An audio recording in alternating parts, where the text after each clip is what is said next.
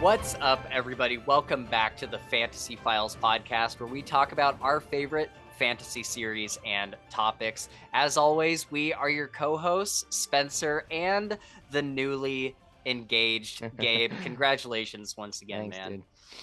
Today we are doing another Creators Corner episode where we go off topic with fellow content creators, and this episode's guest is none other than Madison Goodyear. Welcome to the show, Madison. Hey guys, thanks for having me. I have been Yes. legitimately looking forward to this for a couple weeks now, so I'm excited. Awesome. Nice. And yeah, we'll introduce her and talk about her YouTube channel in just a moment. But first, remember that for every person who subscribes, Gabe gets one less hour locked in the trunk of my car with a rabid raccoon. So do the right thing.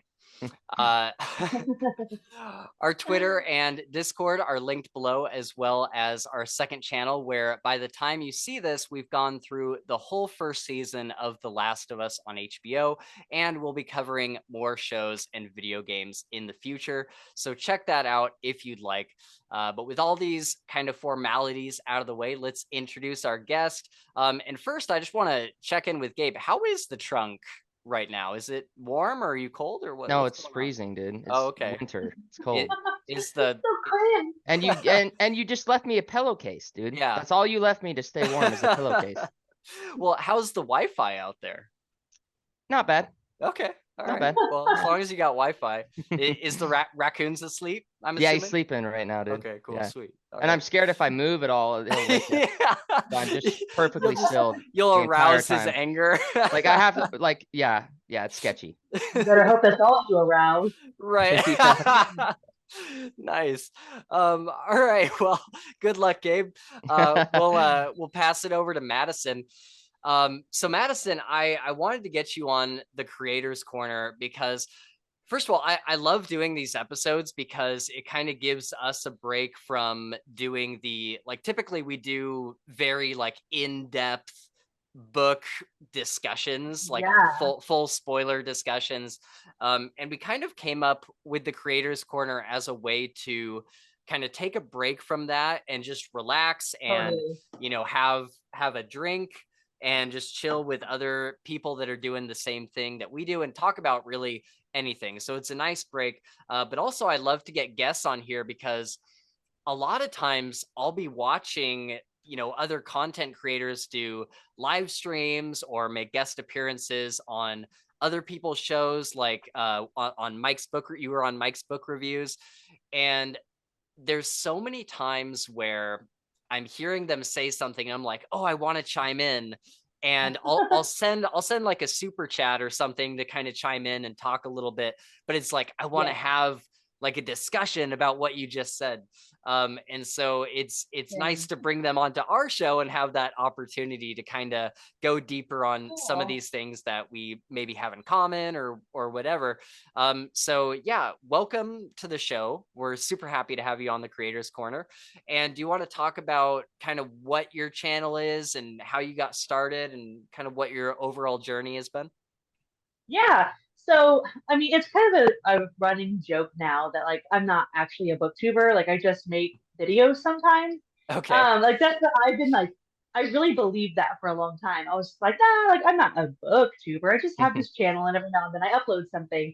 And then finally it got to the point that my videos were becoming consistent enough and I was over 1,000 subscribers and Mike was like, hey, I think you're a booktuber. Yeah. And not that I didn't want to be in that community or that circle, because obviously I do.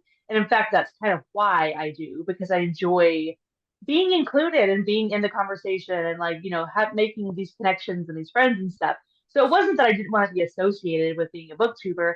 I just felt like if I agreed to it, then there would be some sort of binding contract. Some pressure to output a certain amount of content, or I'd be letting people down. And I still struggle with that all the time because consistency is not my strong suit at all. Yeah. And I'll have a day where I'm just totally feeling it, and I record 3 or 4 videos, and I have fun with them, and I record and I edit them throughout the week, and I'm like, oh, I should just do this every week.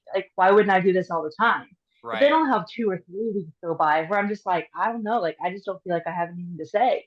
Yeah. So I've never been super consistent, but I feel like when I put something out, it's because I genuinely wanted to Yeah. Right. and I had fun with it. So I hope that shows. But Yeah. it's funny that like this whole is that creators, you guys create content, I create content, but I do feel like I'm kind of a copier sometimes because I do a lot. And it's okay, like I'm comfortable Yep. with that. Like Yeah. I do a lot of tag videos. I do a lot of just like wrap ups and what I'm planning and like just talking about what I'm up to, versus coming up with like the newest greatest idea. Sometimes I do have good ideas, but really sometimes I just like to be in the conversation that's already happening. So Yes. I struggled with that and was like self-conscious about it for a while. But then I'm like, there's clearly people who like listening to my version of Yep. of a TBR or a tag list or whatever. So I'm gonna keep making them because as long as I'm having fun with it and there's at least a handful of other people who are having fun with it too, then I Yeah. guess there's a point in doing it. So it's Yeah. fun for me. That's about it. If I can chime in on that, there's a couple things you mentioned there that I totally agree with. First of all, the output of content, it can be, man, it can be tough sometimes to like actually sit down and like record something. There's a couple videos that I did outside of like our normal podcast videos recently where I had this great idea. I wrote it all out. Like I usually have some sort of script that I follow when I'm doing my like Mhm. just me videos. And I was so like on fire for the idea for so long. And then there came a day where I was like, okay, I have to record this today. And I sat down and I just wasn't feeling it. And the video ended up suffering because of it, because I just wasn't in the mood that day. Yeah. And so I look back on that and I'm like, man, like it really does take a certain kind of mood, a certain kind of day to Energy. like actually, Yeah. yeah, to like sit down and do that. Luckily the podcast videos are a little bit easier because Gabe and I can just kind of sit down and just talk like how we Yeah. would anyways. But yeah, that can definitely be a struggle. And I feel like there is kind of a pressure, isn't there, to upload at least once a week or twice a week or whatever your schedule Yeah. is. And I feel like for me, that pressure comes more from the algorithm than it does from people. Because every time I've posted something saying, hey guys, I just can't get a video out today, it'll have to be later in the week or something, everybody is totally cool with it. But 100%. it's the YouTube algorithm that recognizes, okay, you post every week on Monday, and the algorithm knows to put your Yeah. video out then. So if you start messing with that, then the algorithm messes with you. And so that's where I It feel, does. yeah, I feel like that's where the And pressure it's comes from. undeniable. Like I had about 3 weeks in a row between like mid-January to early February where I was just kind of feeling it. Like I wasn't on fire, but I was just like, oh, I'm being pretty consistent. I'm engaging with my audience. I've been on some live streams. Like my subscriber count was up, my view time was up, like things were, I was like, oh, this is fun, like when things work. Yeah. And then I hit a wall, and some of it was personal stuff, and some of it was I'm very affected by like seasonal stuff. And we've had like one day of sunshine in the last 25 days or something. Mm, And I have a hard time feeling like sunshine when there's Yeah. has no been. yeah. Right. So, like there's a lot of stuff. I'm just like, I don't feel like doing this. I'm not going to make myself feel bad because I'm not doing it. So Right. I posted on my community page, and people were not only understanding but like super kind, reached out to me, made sure like the community is amazing. Mhm. But since then, every single stat has like plummeted, Yeah. and Yeah. I can see how if you're like, I enjoy data, like I like kind of like figuring what works and toying with it, but it doesn't define me in any way. Like I find it interesting, but I don't necessarily find it motivating Right. because I personally know that like my mental health and my family life and all that kind of stuff is like way more important to Yeah. me than uploading videos. And Yeah. the friends that I've made along the way, it just sounds cliche, but like that's the reward for doing that. Right. And none of those people are going anywhere because I didn't upload a video for 2.5 weeks. Like, of Yeah. course, they Yeah. want to see the content. They're happy when it pops up, but they aren't holding it against me when I just have a bad stretch. For Right. So, sure. all that to say, it's been the best of all the worlds, and I've enjoyed the content I've made. I've enjoyed all I've learned, but more than anything, it's like having a place of belonging in this really cool community. man, like everyone, if you're watching this, you've ever thought about uploading something to YouTube, you should do it, because Yeah. there is an audience out there, and there's a community to get plugged in, and people will like what you do. So Yeah. you should do it. Yeah. That was well said. That was really well said. Yeah. Yeah. Thank you. I definitely agree with all that. And also the other thing you said about how sometimes it can feel like you're not creating anything new. And man, that's like kind of our brand, is like like everything we do is not like a direct like copy or a direct ripoff Sure. or anything, but like we would not be here if it wasn't for people like the Friends Talking Fantasy podcast or the Mhm. Legendarium. Like they all do the exact same thing that we do, and we have our own flavor, and we're a lot more kind of loose and probably raunchy Yeah. than some of the other podcasts. But you know, I think that there's so many great ideas that have already been done that are out there that other people have made, but there's so many ways to kind of enhance that or kind of play on that. And I think that's kind of the fun thing about YouTube, is you can look and see other people's content and say, you know, I want to be a part of that conversation. I want to do the same thing, but in my own way. Yeah. And But and like the creators corner, it's obviously, you know, directly inspired by Mike's Talk About Nothings. You know, I really like that part of the community where, you know, we read these incredible books that touch us in such a way, and we're like, I just need to talk about it, like I just need to like get my thoughts out there. And yeah, the community is so great about that. it is.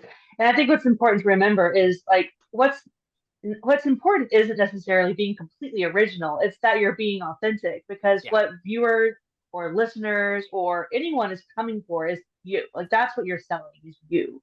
And so as Yeah. long as you're being authentic, then your angle, your perspective, your POV on everything, even if it's something everyone else has talked about, is they've never heard it coming from you. And Yeah. I struggled with this recently. I really, really want to make a, again, not to copy Mike, but like a why you should read, or of the Realm of the Elderlings. Like it's my Yeah. favorite completed fantasy series. I love the Realm of the Elderlings, but it's huge. It's fucking 16 massive giant books. So it's not a decision anyone should make lightly, especially because I think it's really hit or miss. Like it is not a series that a lot of people will like, but Yeah. it is a series that could be some people's favorite. So I want to make a video from my experience. But every time I sit down to make this video, I'm just like, oh, you know who has a better video? Tall Guy Reads.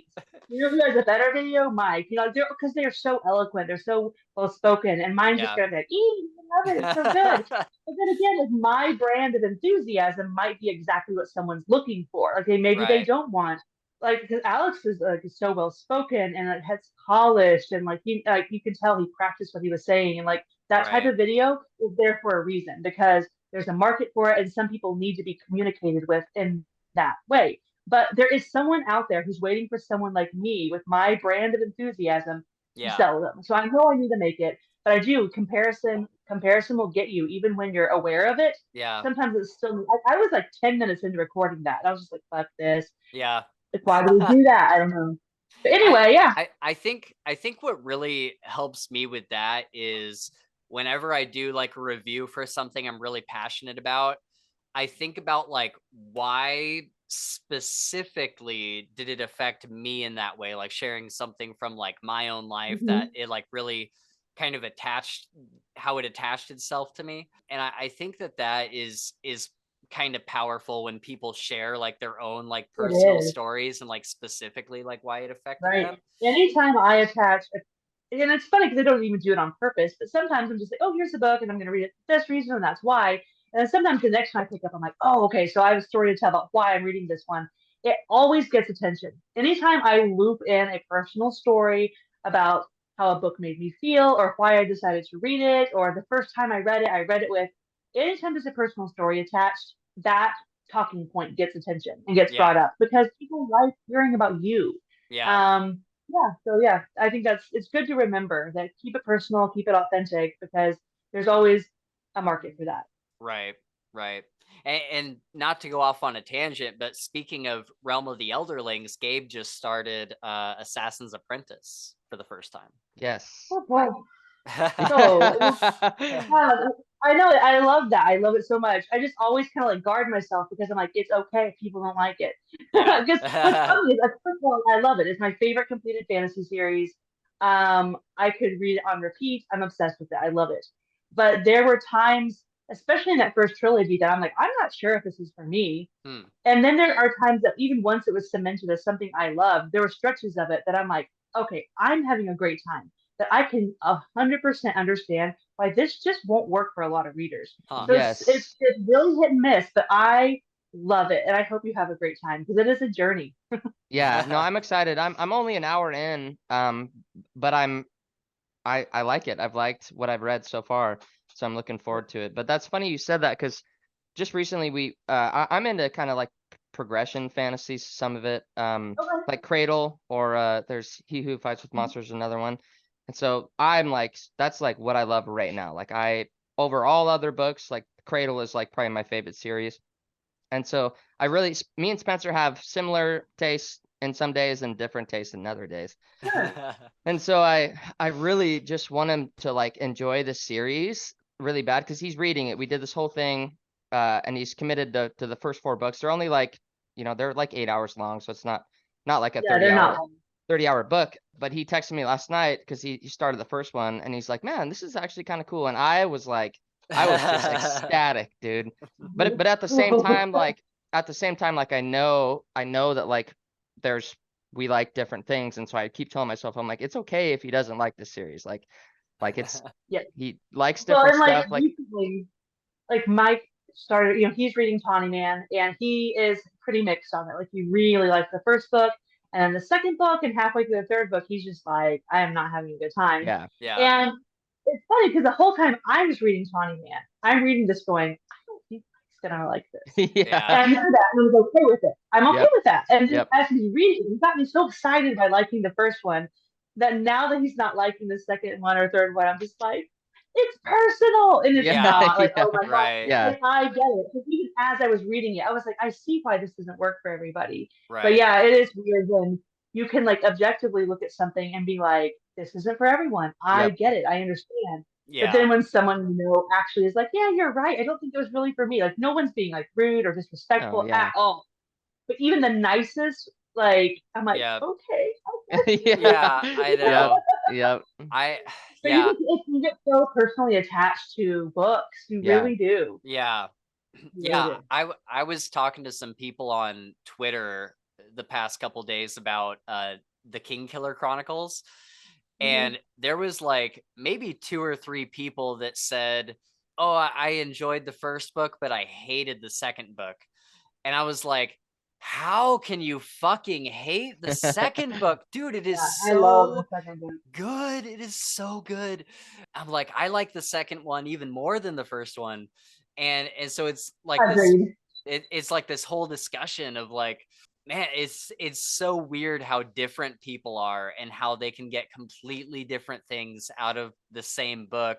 And on one hand, I'm like, well, did you really understand what you were reading then? Like if you really don't like it that much, did you really understand? But on the other hand, that's it's like a tough trap not to fall into. Yeah. Because no one likes it when someone tells you that, right? Like if someone comes up to you and they're like, well, maybe you just didn't get it. I'm like, fuck you. Like I know how to read. I've been doing this for a long time. Like is immediately like, no, I just didn't like it. Like, why isn't that good enough for you? Right. But then when someone else is like, especially when the complaints they have are just a little like, that's not quite right. Or like, yeah, but you haven't gotten to, but you don't want to be that person who's like, well, wait till you get to changes, like, we get it. Like, I don't know. It's a tough spot to be in. You just want everyone to like the same things, but really you don't, because that would be terrible too. Right. So, anyway, I hope you love Assassin's Apprentice because that's a really great coming of age book, and it has some beautiful moments and some some big stuff that happens. And I think the Farseer trilogy for me was 4 stars, really, really good. Okay. But that's why I waited so long between Farseer and Live Ship Traders, because it was fine. Like, it was pretty good. And I loved her writing style. I liked the world. I liked everything about it. The world building was great. The characters, her character work, and her writing style are everything. But it wasn't until I got to Live Street Traders that I was like, oh, okay, like this is something I'm gonna love, love, love. Nice. Just so Gabe understands, so the Farseer trilogy is the one that he's in now, and then she has like how many other series that are all Yeah, so and that's kind of something I love about it is because with a series like Wheel of Time or something, it's like, hey, here's a fantasy series. It's 15 books long. Immediately, it's like, do you have anything else to suggest to me? Right. But what I like about The Realm of the Elderlings is even though it is a 16-book series, it's made up of 4 trilogies and 1 quartet. So there's individual arcs and Oh, natural stopping points within. So you could take 5 years to read the series if you want to, and it's fine. Just read, 1 sub-series a year. So Yeah. Farseer, the one you started right now, is a trilogy, and it's a complete trilogy. And then there's another one that comes next. It's called Live Ship Traders, and it's a complete trilogy. And so there's 2 series that kind of go together, and then 3 trilogies that kind of go together.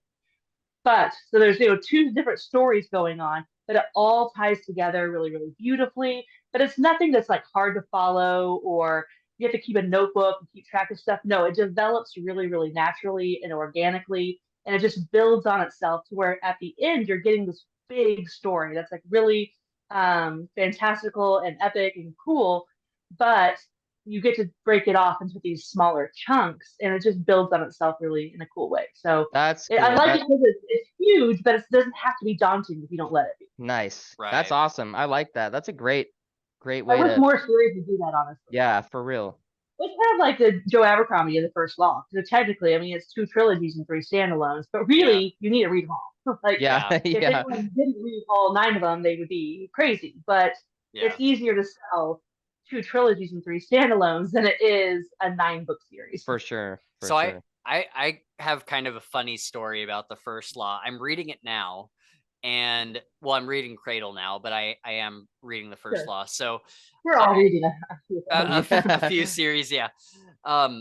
So I tried the Blade itself like maybe 2 years ago. I tried to get through it, and I got to about the 70% mark, and I was like, I just do not like this at all. I'm like, there's not like besides I like Giselle, but and all the other characters, I was like, I just hate all of this.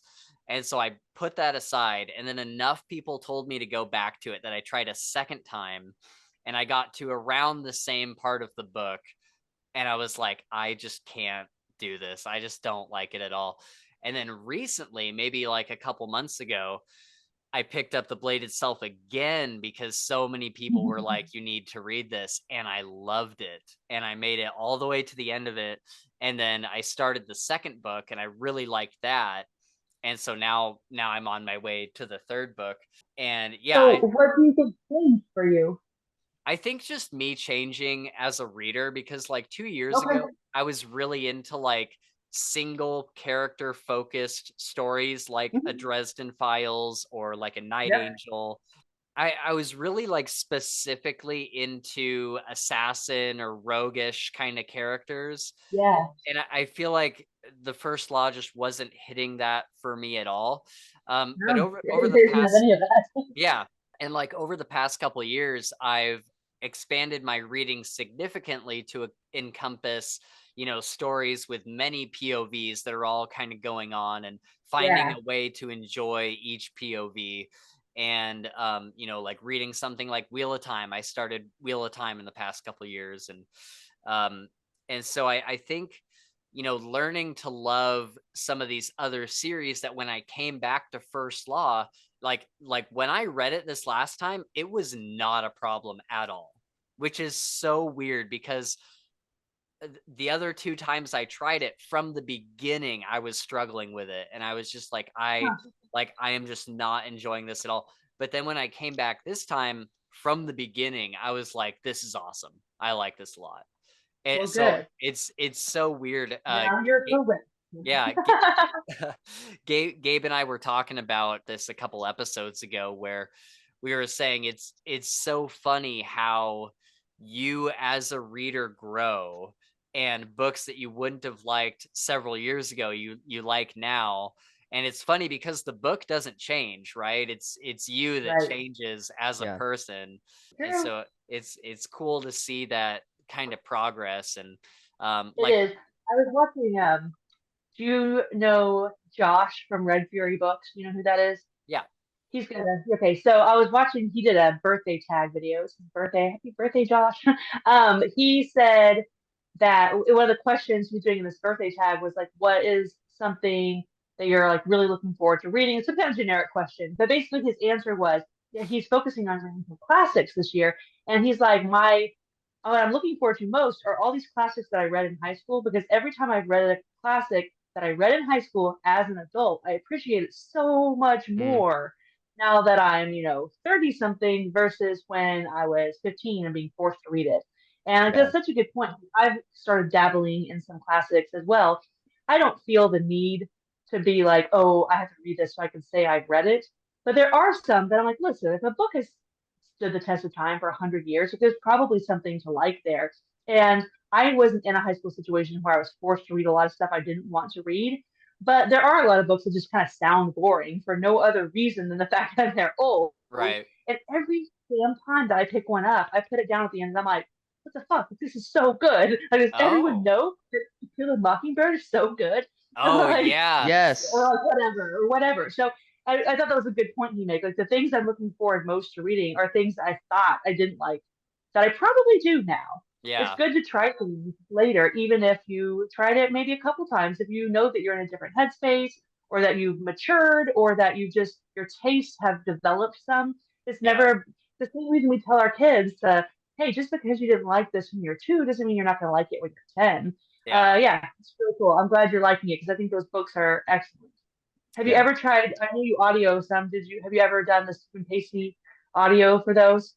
Yeah. So pretty much all we do is audiobooks. Like 99% of what we do is audiobooks. So yeah. I did read this was a while ago, but like when I was younger, I tried to read The Grapes of Wrath. Okay. And I went back to that probably 2 or 3 years ago and just was like stunned Really? by how freaking awesome it is. Yeah. Same with To Kill a Mockingbird. I did the same thing with that. Okay. Yeah, so I had never read To Kill a Mockingbird. I know it's crazy, it's wild, but I had seen the movie a long time ago. I've seen the play before, so I had a general idea, especially because it's famous, like pop culture, blah blah blah. I'm like, I know who Atticus Finch and Boo Radley, and I know the names and stuff. But I read that book in 2 days, and I was just blown Yeah, away. it's really good. Yeah. And I think it's an important book to read now, and not for the reasons you think. Like, it has like a lot of important like social statements and stuff that are important you then and now and in the future. Like, I get that, but there's some subtle things in there that I'm like, people need to pay attention to this book for reasons that are important to everyone. Yeah. So yeah, I'm so glad I read it, and I'm glad I read it now.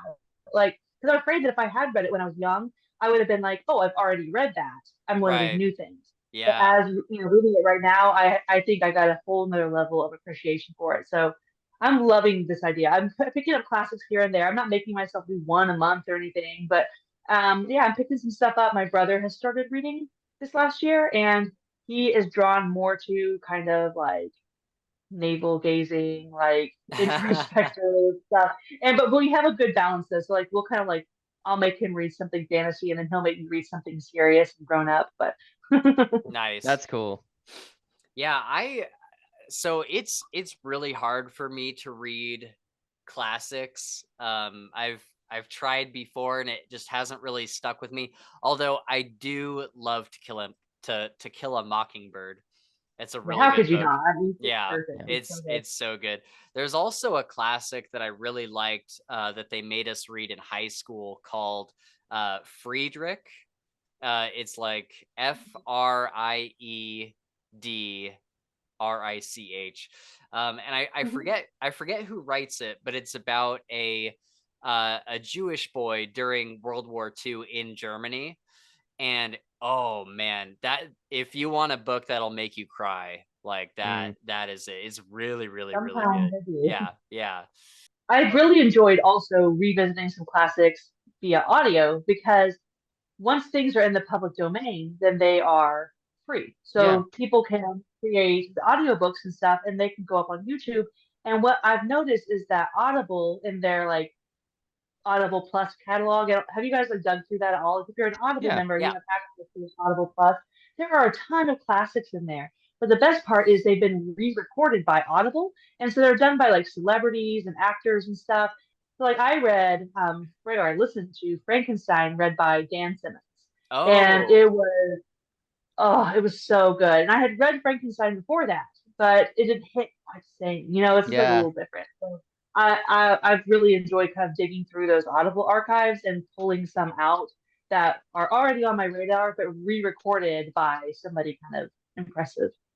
okay, cool. I'll have to dig through some of those. We've definitely read a few like the Audible Plus catalog stuff. Did you ever listen to Impact Winter? Oh, that No, one's so good. It's what is so that? good. I'm ready to go. Yeah, it's called Impact Winter, and it's kind of a like, do you remember like the old radio dramas where they would have Mhm. like sound effects and different people, different actors would I be don't there? remember from myself, but like I know what you're talking about. Oh, you never? Okay, yeah. Well, I don't know. I used to listen to them a lot when I was a Spencer just kid. dated himself. Yeah. I know you're not older than me now. Come on.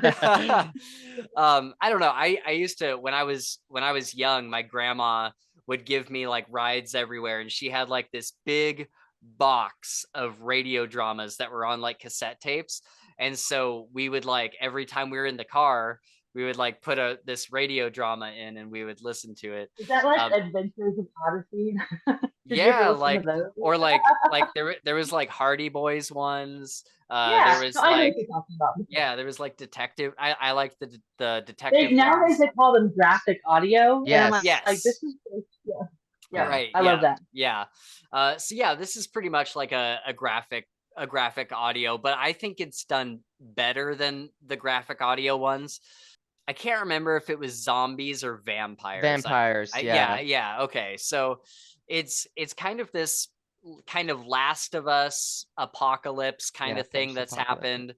happened. And then there's like these vampires that are out there, and basically it's these people trying to survive. And I need to go back and listen to it. I can't remember the exact like, plot or anything, but my God, it was so good. It Yeah, was the so, the Golden audio Path- quality was so good. All of the actors were phenomenal. All of the sound effects were like, it sounded like you were they, there. You were yeah, literally right there. they even balance it in your headphones. So if somebody's Mhm. walking up to the right, you could hear them on your right side. Yes, I appreciate that. I Yeah. like that. So attention to good. detail.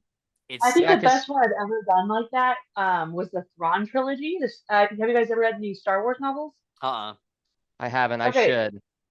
so the Thrawn trilogy picks up like basically where the original trilogy ends.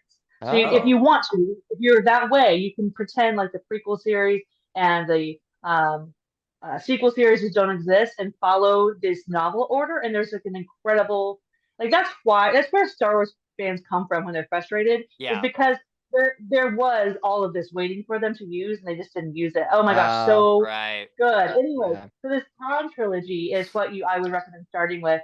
And the audiobooks are so good because they're kind of in the middle of traditional versus like crossing over to graphic because it has one narrator, but Okay. the voices he does are like his Han Solo voice is just like perfect. His Oh, Luke is really cool. good. So Cool. he does the voices really, really well. But then in the background, all of your R2D2, C3PO, Ah, stormtroopers, they're all like movie, like this is the same voices used in the movies, or it's made to okay. sound like it. But if they open a door, it's like, and if there's somebody walking, you Right. can hear the boots and all the sound effects that would be in a Star Wars movie. Like if they're firing up their X-wing, you hear the buttons, you hear the like it That's has cool. everything. Okay. Yeah, It that's is Sick. just like watching a movie. So if you're gonna like dabble in any type of Star Wars novels, start with the Thrawn trilogy and do it on audio because they're so good. Okay, nice. cool. That's awesome. Nice. Yeah, I love those. And it's a great story. Like to the point where I'm like, do people not take these seriously? Because these are good books. Like I had a great time with Yeah, those. why aren't they a movie? Yeah, Yeah, why aren't these movies? I know several people that really like the the Star Wars books. I've come really close to giving the Thrawn trilogy a try a couple times, but I'll definitely have to do it now that I know that there's Yeah, I recommend, but those are great. nice. I do, before we move into some of our wackier topics, I do want to talk about some more content creation stuff. So first of all, what's been like your favorite thing about starting your channel? What's been the thing that's like the most surprising or the most enjoyable? I mean, the thing that's the most fun for me is doing stuff like this, like being on group discussions, panels, live streams, stuff like that, because my brother always tells me in my videos, like I love him because he will give me honest feedback, but it's never cruel or anything like that. And he'll tell me, he's like, you don't seem like yourself in your videos. He's like, maybe about halfway through, you kind of start like loosening up and act like yourself.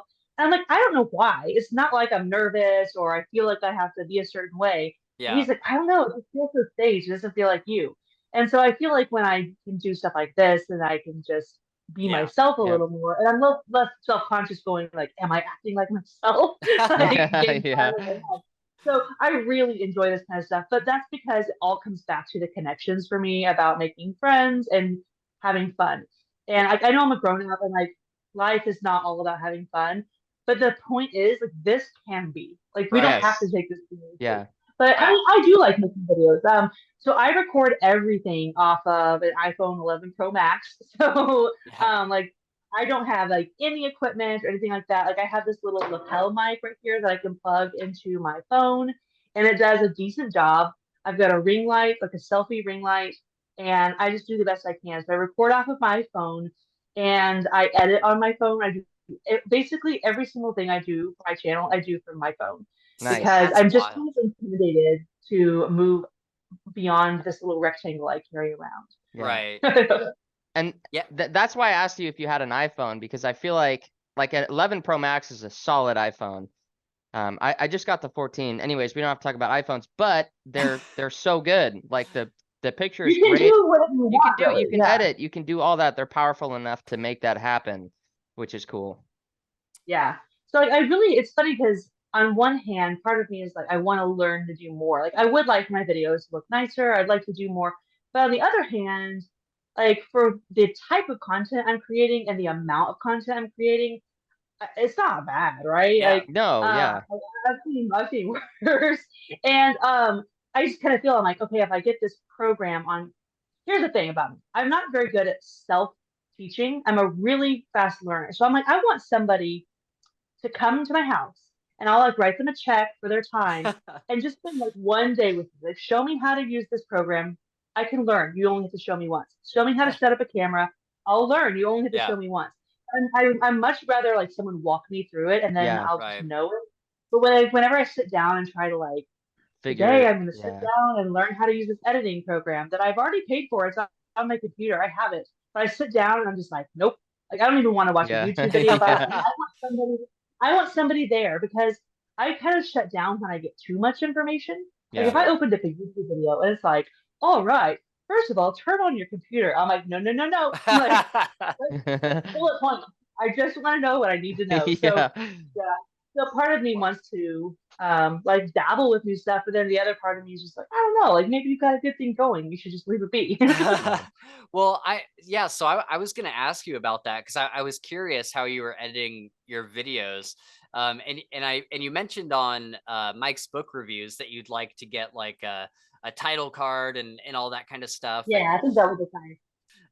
well, yeah, I was gonna say if you ever want to, if you want to like hop on a Zoom call with me sometime, I could show you how to do stuff on your laptop if you want. I'd love that. Yeah, I'll reach out to you and with some specific questions and stuff. I'd like that. Cool. Thank you. Yeah. All right. So I have some things. Speaking of the Mike's book reviews video, that was the thing. Obviously, I had seen you a whole bunch on his channel from the Wheel of Time stuff, and then you were on there for House of the Dragon. I watched all Yeah, of thumb those. down. Yeah. Yeah, exactly. And then you were on there for a talk about nothing. And this is where I was like, oh my God, we have so much in common. So I just want to go down this list real quick because I wrote them down. I love that though. When you like, holy cow, are we the same Yeah. person? Yeah. Right. Where was the first thing I had? Oh, the Blacktongue thief thing. And we talked about this on Instagram a little bit, but this was an audiobook where I was so excited because like I said, I love anything involving like thief characters or rogue characters or assassins or any. I Yeah. love all that. And so Well, when I was a big fan of. Have you guys read Kings of the Wild? yes, yeah. Yes, Okay. absolutely. So I'm a big fan of Kings of the Wild and Nicholas Eames, and this book was written by a personal friend of his, and it came highly recommended by Nicholas Eames. And he even said in his post something to allude to the fact like they're not the same, but fans of Kings of the Wild are going to like Blacktongue Thief. Oh, and I was like, I need say to read less. it, dude. Say Oh, less. say less. I'm in. So yeah, go ahead, Spencer. So yeah, I was just as excited. And then I started it and I was like pretty much right from the beginning, I was like, what the fuck is this? And Yeah, so I knew ahead it's of time. Yeah, I knew that the author narrated. So that can be hit and miss. Like occasionally you'll have an author narrate their own books. Like for example, anytime Neil Gaiman narrates his own books, it's going to be fucking masterful. Mm. Nobody reads his own okay. works like Neil Gaiman. Oh my gosh. I'm not always in the mood for Neil Gaiman, but when I am, oh, I'm finding an audiobook where he reads it. Okay. Nice. But sometimes it's really bad, i.e., Stephen King. So Yeah.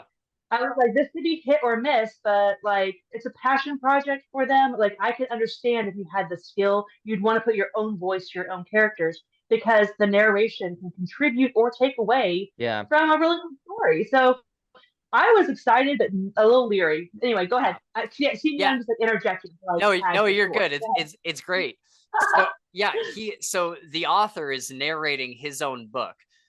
This guy who does not have a natural Irish accent decides to make up the most atrocious Irish accent I've ever heard, and you can't understand it. It's like garble gunk. When I started the book, I didn't know that he wasn't Irish. And so I'm thinking, okay, like he wanted to narrate himself. It's a little heavy. The accent's a little, starting out, I'm giving him the benefit of the doubt. Like the accent's a little heavy for my personal taste, but you can't help if you have an accent, and he wanted to narrate it. Right. And it was a struggle the whole time. Like I listened to a lot of like audiobooks, you guys. Like I'm like you, almost everything I do is audio. I'm clearing anywhere from like 8 to 10 books a month. Okay. I listen to a lot of audio. And I'm sitting there like, why am I struggling so much with this? But it's okay. It's okay. And then I find out that the fucker's from Florida. And I'm like, you chose to do this? Like, why not study accents with certain characters? Like, have one guy that has like a crazy Irish accent. Yeah. And like, you chose this? So that frustrated me because I did. It took away from the story. It was distracting. And the crazy part is I don't feel like the book was that impactful. Like, I don't remember that much about the book now because I'm like frustrated. So it might be one that I try to pick up someday and I read only because I don't remember disliking the book, but I remember being distracted by the audio experience the whole time. Yeah, exactly. I feel the same. I gave up after the first couple chapters. I didn't even make it to the end. Yeah. And I was like, this is going to have to be one of those things that I read physically for the rare books that I read physically. And I felt the same way. I was just like, I can't believe this asshole just pulled an rip him Irish apart. Rip him apart. Just pulled this Irish accent. like he doesn't even have an Irish accent and he just pulls one out of his ass. I'm like, what it was the a fuck? creative choice. It was a creative choice, but I feel like he had a producer and that producer should have said, let's talk about this. Yeah. And like I would understand if it was like a self-pub book or something and it was like, hey, this is a choice that you made on your own, but this had to go through so many levels of like approval. Yeah, so many people okayed this along the way. I was just like, what the fuck happened here? He should have got AR with him to read it. I read the Legend. He should have got AR with him to read it. Oh. I read the Legend of Blackjack. That's a self-pub book by AR Witham, and he read his own audiobook, and he recorded it in a sound booth at a car dealership. Yeah. And That's awesome.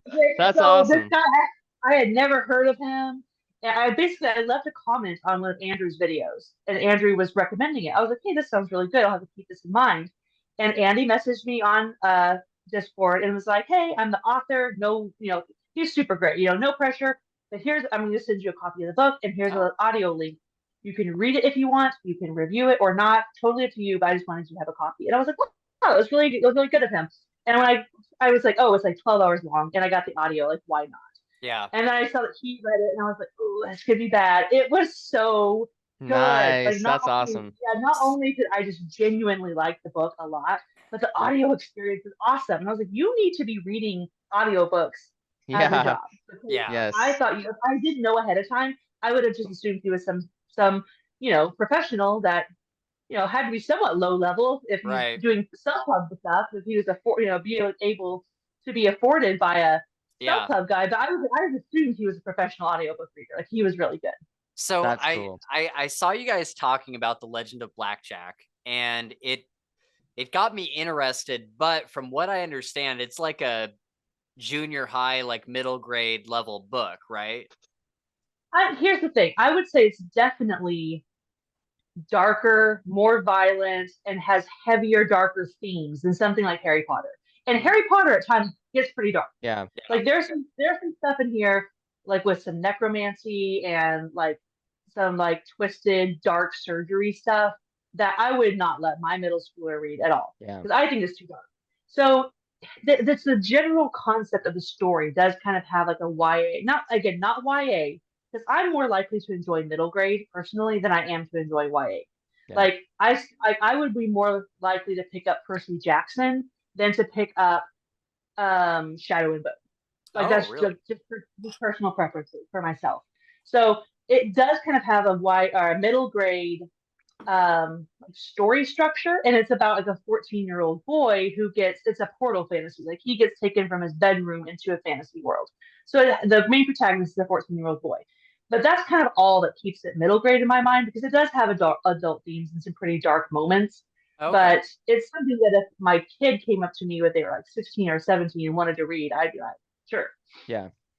Nice. Okay. So yeah, it's kind of a weird in the middle one where I've recommended it to a couple of, somewhere between middle school and high school kids that I know, that I get a lot of moms my age that reach out to me with kids that want to read the books I'm reading. Yeah. Yeah.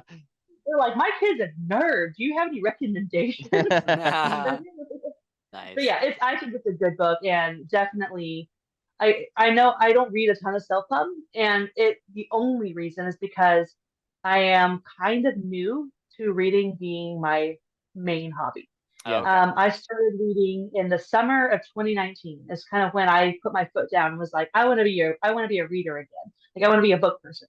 Yeah. So like, that sounds like a long time ago now that I think about it, but it takes a long time to read all these series. And so I had this kind of like bucket list, Mount Rushmore type list that I've been working through of all these series that I was constantly met with, like, what do you mean you haven't read XYZ? Yeah. And so I've really been working my way through this bucket list, but I've by no means arrived, but all the big things that I had to read are getting checked off the list or have been checked off the list.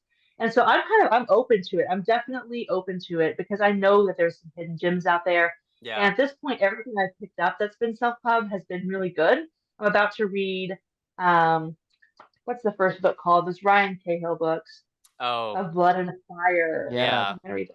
Yeah, those were a little bit of a miss for me, just because I felt like they were fun, but I feel like and I've heard that the series gets significantly better, so what do I know?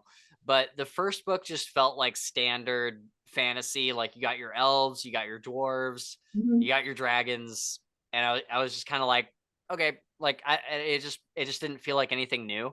But I do like Ryan Cahill. He is a friend of ours, and I've been meaning to pick up the second book because I've heard that it significantly gets more and more complex and more interesting. Well, I'm interested to see kind of like what my inner circle thinks, because I don't really know many people who have read the novels, but there was a huge influx influx of people that read the novella, The Fall, which is a prequel. It takes place like 400 years prior.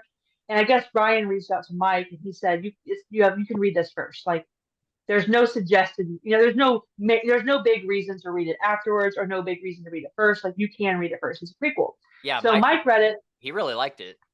And then a bunch of other people in our like immediate circle read it, and everyone was like nuts for it. Yeah. And so I wonder if like setting that expectation of like kind of setting up the world and stuff, if like having that information going into it first will hurt my expectations if the first book, because he wrote The Fall last, right? Yeah. So undoubtedly, like as an author, he's going to get better as he goes. Like that's just. Yeah. I wonder how stark it will be as a comparison going from The Fall and being like really impressed with it, and then starting with novel 1. Like there might be a noticeable step down. Like, and that's okay with me. The first book is definitely like not dark at all, but The Fall, he wrote The Fall after the first book, and then he wrote book 2, and then I think he wrote another short story, and then he wrote the third book. So there's kind of a short story in between each of the books. But I have heard that you can read The Fall first and it won't disrupt anything. I was just gonna say that I really liked the first book in the series. Yeah. It was, I would agree that it's, mainstream fantasy. But well, and I've kind of been in the mood for something that feels like fantasy. Yeah, like, absolutely. I want humans. I want elves, an elven type race. I want a dwarf type race. Yep. Like I that's kind of something I really like about like Michael J. Sullivan stuff. And I know it's not for everybody, and some people get a little exhausted by it. But I am always happy to go back to that world because it's just so cozy, and I love it. I like the way he writes.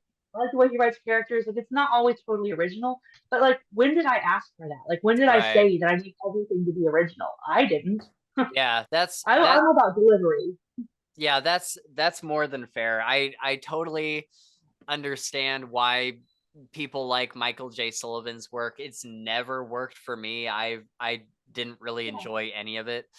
But I am kind of one of those people where I'm like, I need something a little bit different. I need something there needs to be something a little bit different about it. Well, I think what it comes down to for me is I'm gonna guess that you are probably more of a plot-driven reader than me. Like you want something a little more fresh every time. You want it to be told a new story. Yeah. I'm the rare occasion that plot means almost nothing to me. Whoa. Like I know it's crazy. If you give me characters that I connect with, and by connect with, I don't mean like I can see myself in them. I believe that they're real. If you give me dialogue that's believable and characters that I can connect with, that's about all I need. I love world building as well. World building is big to me. Have you read Lies of Locke Lamora and its sequels? Oh. So I have not yet, but it is. So I have a library. I have a library hold on the book 1 and for the audio. I own the books, but it was like a 17-week hold, and it's available in like 3 weeks. So I'm pretty excited. Okay, cool. That. Nice. Yeah, if I have a feeling that that's going to be a home run for me. Like I think that's going to be a home run.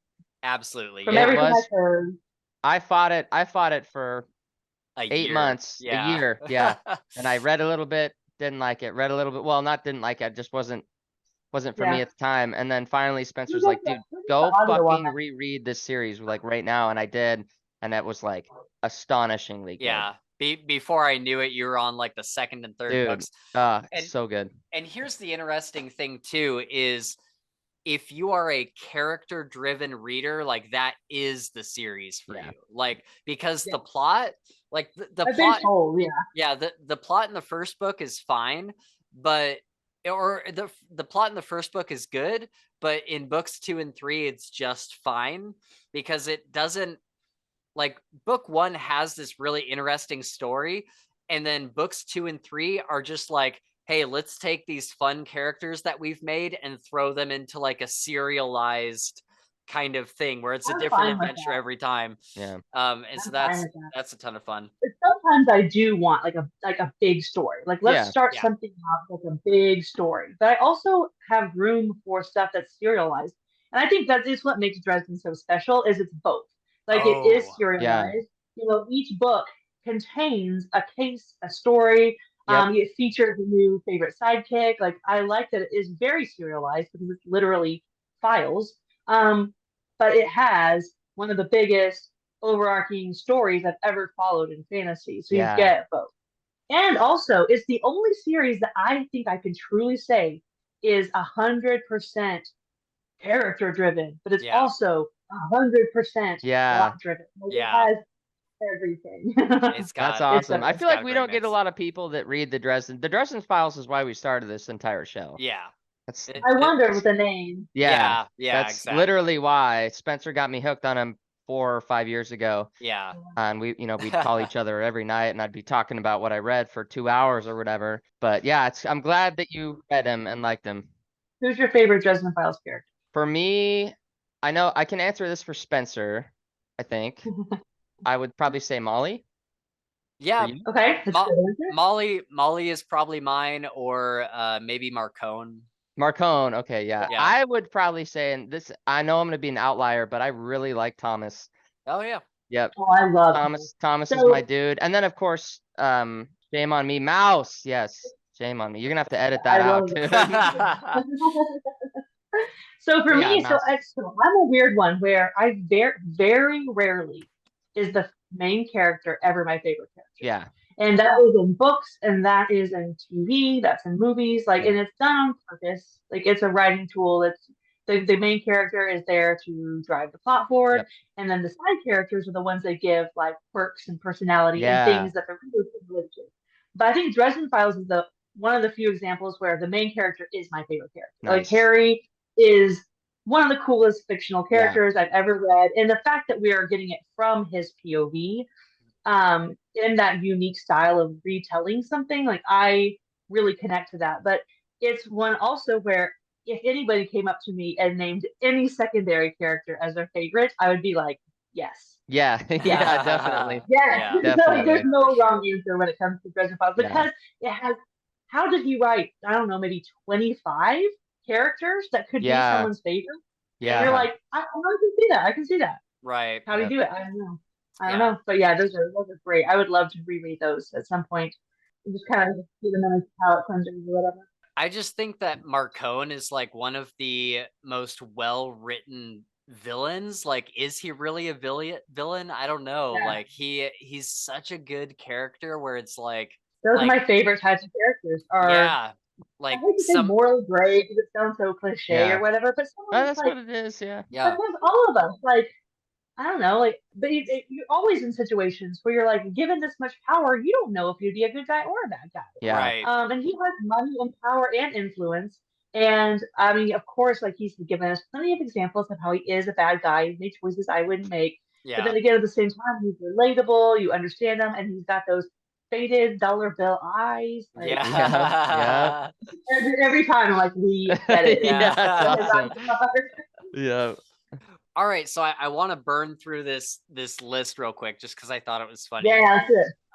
So we both have to multitask while doing things, and I'm curious if Gabe agrees with this as well, because I feel like this is very much like a kind of a generational thing. Like, people around our age, there is a lot of multitaskers. A lot of people, like, whenever I listen to an audiobook, there is no way in hell I can just sit and listen to an audiobook. I have to be doing something. Yeah.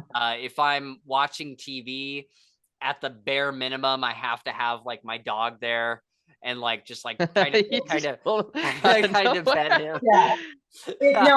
So for me, it's a two-sided thing, because I do agree with you, because I feel like there are. First of all, I don't know how old you are. How old are you? I'm 31. 31. Okay, I'm much older than you. Are you? I thought we were the same age. No, so in April I'll be 37. Okay, that's not bad. But yeah, I mean, but the same general gist. Like, we Yeah. have the same upbringing in life and style. Yeah, like, we have the same technology our whole lives, and that's I think Right. what generations really come down to. So Yeah. I think that does have something to do with it. Because I've met a lot of people like in their 30s that have the same like quirks, I think. But for me, I really do believe that it is undiagnosed, like, adult ADHD or something, because it's across the board in every aspect of my life. Yeah. And it's to the point of like not functioning.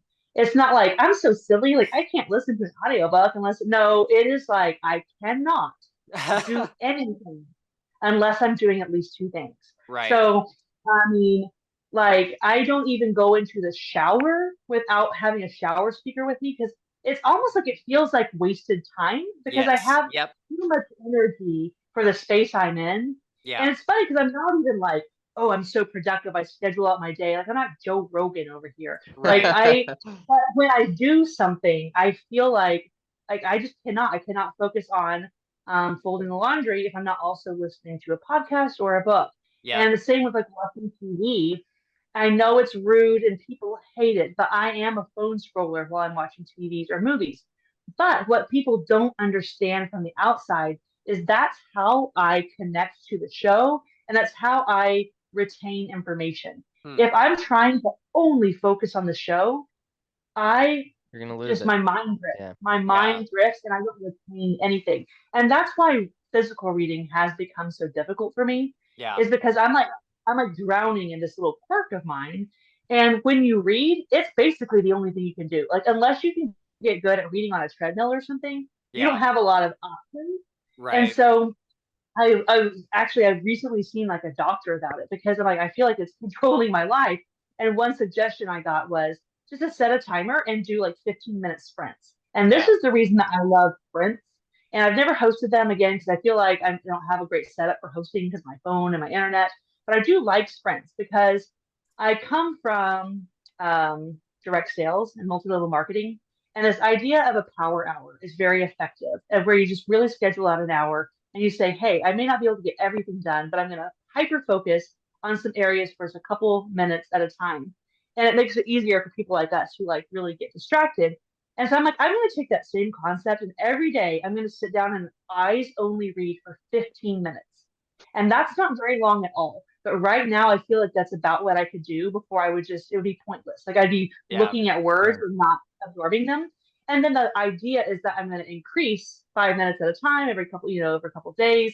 And next, because I would love to be somebody that could just sit down on, and just, I read for 3 hours last night. I used to be that way, like way back in like my early 20s. I could sit down and read for hours on end.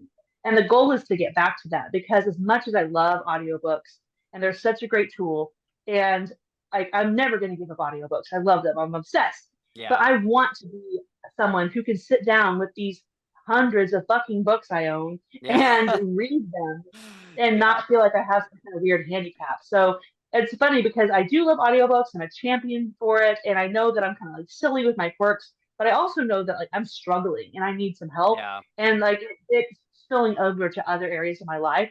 But I feel like super empowered like now that I recognize that and I'm like, oh, I can fix this. I just need to like take some practical steps. So yeah, it's kind of like a blessing and a curse because you can be way more productive when you're like, I cooked dinner and folded 10 loads of laundry and cleaned the bathrooms and read a book. Right. So like that part of it makes it feel like a superpower for sure. Right. There are benefits. There are major benefits. Yeah. What about you, Gabe? Do you multitask much? Yeah, so I am a diagnosed ADD and ADHD. Have been since I was, I think, 6 or 7 years old. It's calmed down a little bit in my adult life, but yeah, I don't ever just do nothing. Yeah. Right. Ever. Yeah. Even when I'm doing nothing, I'm pacing. Yeah, exactly. Like, or how about this? Here's one for you. When you're talking on the phone, what do you do? Pace.